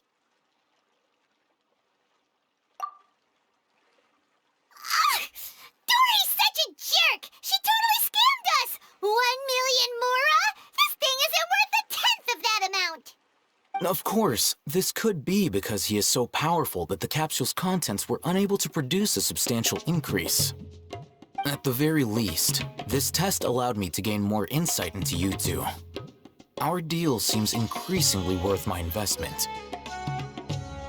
I'm heading back to Akela Funduk. I await your response in 2 days' time. This is Mora for when you ask Dory for information. Pay her as much as she requests. Welcome back, my loyal patrons. What can I do for you this time? You name it. Canned knowledge, supplies, or anything else you need. I'll find a way to get it. Where there's a waterfall of Mora, there's a way. Can you really get us anything we want? Anything at all? Aha! So it appears that canned knowledge alone is no longer sufficient for your opulent appetite. Then please oblige me. Tell me what you have in mind. Oh! I knew customers with pockets as deep as yours would undoubtedly crave something more profound than ordinary canned knowledge. But you know, that kind of information isn't going to be cheap. After all, I had to work really hard to weasel my way into the auction site. Not to mention that if anyone found out that I was the leaker, I would be in big, big trouble. But how can we be sure your information is accurate? Paimon's curious how you just happen to have this kind of info the moment we need it. Because to me, anything of value is what I consider to be my supply. Therefore, I must always be aware of what's hot on the market in order to secure more sales. As for the information's authenticity, well, you've no need to worry about that. I used a camera to take a picture of the transaction. That way, no one can dispute it. It's always a pleasure doing business with such sterling patrons. Now that you've paid in full, here's the scoop. The Divine Knowledge Capsule was purchased yesterday by a certain Misery, the leader of Ain el-Ahmar. Ain el-Ahmar? You mean the Eremites who worship the Scarlet King? Ah, so you're already familiar with them. The group has done everything in their power to obtain the Divine Knowledge Capsule. After all, they believe it contains the power of the Scarlet King. That Divine Knowledge Capsule is unlike any other canned knowledge I've seen before. It was glowing bright red. The capsule is clearly visible in the picture I took. You can look for yourself. Thanks for the info, Dory. Please, it's my pleasure. It's all thanks to discerning customers such as yourselves that my efforts yesterday were not in vain. Please, don't hesitate to contact me if you ever need anything else in the future. Mora for Dory opens doors. Well, we figured out where the Divine Knowledge Capsule is. Turns out, it ended up in the hands of Ain el-Ahmar. And remember to bring a token of our friendship the next time we meet, okay? I like to think it's built on a firm foundation of solid, shining Mora.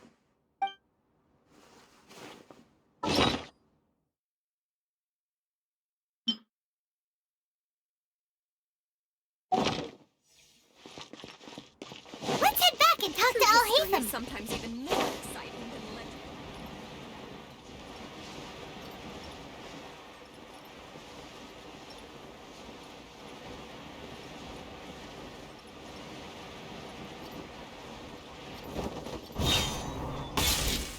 Al-Haytham, we got the info you wanted. Really? All right. Let's hear it. Dory even gave us evidence to verify the intel. Have a look. Huh, look at that. Clear as day. It must have taken some guts just to infiltrate the scene of the Eremites' transaction. But then to get close enough to take a picture like this. Bold move, Dory. Very bold move. All right. The person in this picture is indeed Misery, the leader of Ain el-Ahmar. And the glowing red capsule he's holding appears to be the Divine Knowledge Capsule. In which case, if we play our cards right, when we confront them next week, we should be able to force them to show their hand. At first, Paimon didn't get why you were provoking these Ain el-Ahmar guys. But now, it sort of makes sense. Everything's playing right into your hands. After we defeat them, we can finally have a serious talk with their boss and get them to lend us the Divine Knowledge Capsule. Thank you for your time and efforts. Take a few days off while I make some preparations. Let's meet up again on the afternoon of the arranged date, 3 o'clock sharp. See you then.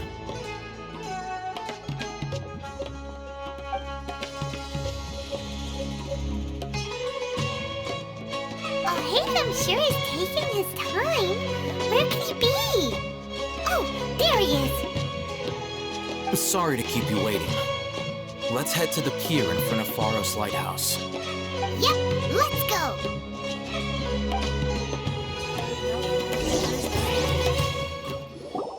Alhaytam. I knew you were crazy, but I didn't know you were crazy enough to actually show up. It was I who demanded that these negotiations take place. I was more worried that you might go back on your promise. But to your credit, it appears that you're sticking to your word. This is turning into quite an occasion. I also brought some backup. I assume you don't mind. Backup? Aren't you the brat from the restaurant the other day? You've come to support this lunatic because he helped you out? Fine, your funeral. I'm not going to mince my words. Once we're done with you, you'll be nothing more than fish food. Get 'em, boys!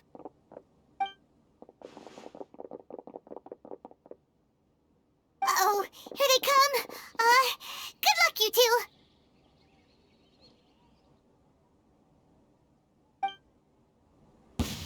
That's close enough.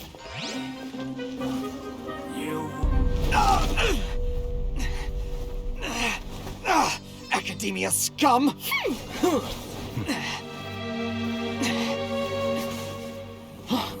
Boss! Finally! Did you use it? Great! Now we can...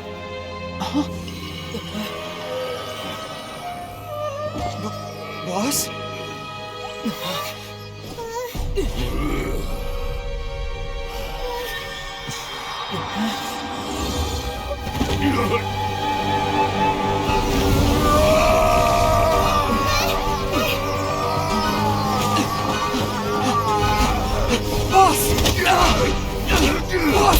What's wrong?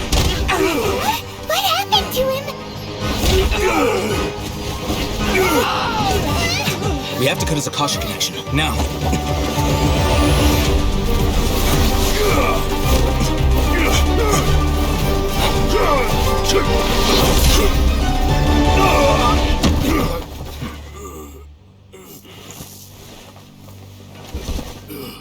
Target acquired! Arrest him!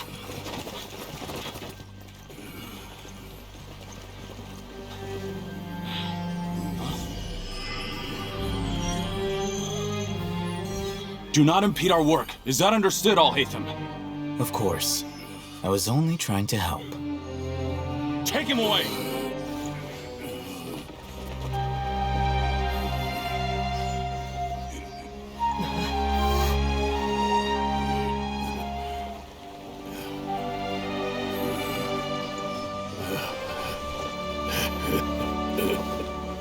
World, forget me.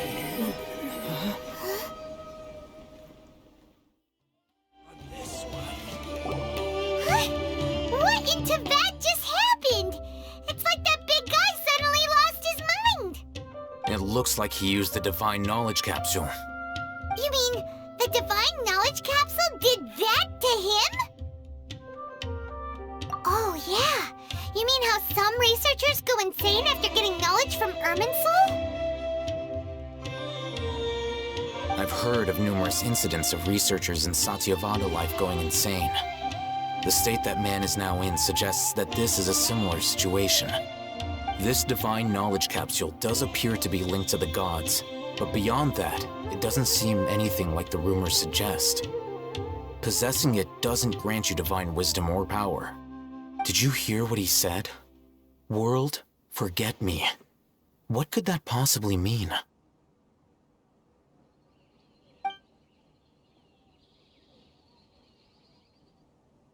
If the mantra took him away, then that means the Academia got the Divine Knowledge Capsule back, too. What a shame. We were so close. Still, Paimon didn't expect the Divine Knowledge Capsule would be so dangerous. Imagine if we tried to open it. Oh, who knows what would have happened to us? As things stand, there is no reason for me to remain in Port Ormos. I believe our collaboration has also reached its end. Oh, we were so busy trying to find the Divine Knowledge Capsule that Paimon forgot to ask you something.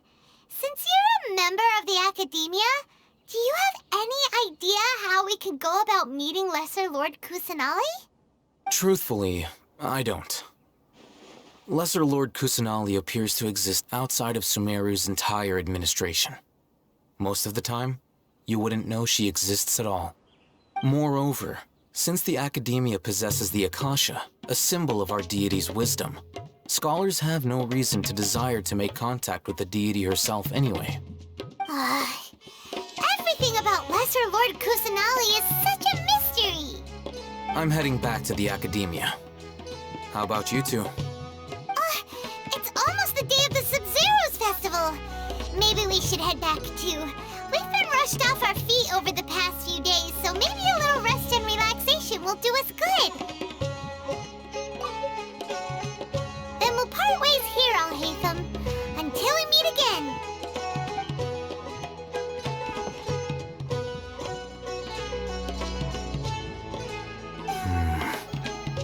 Now, do I deal with this thing first?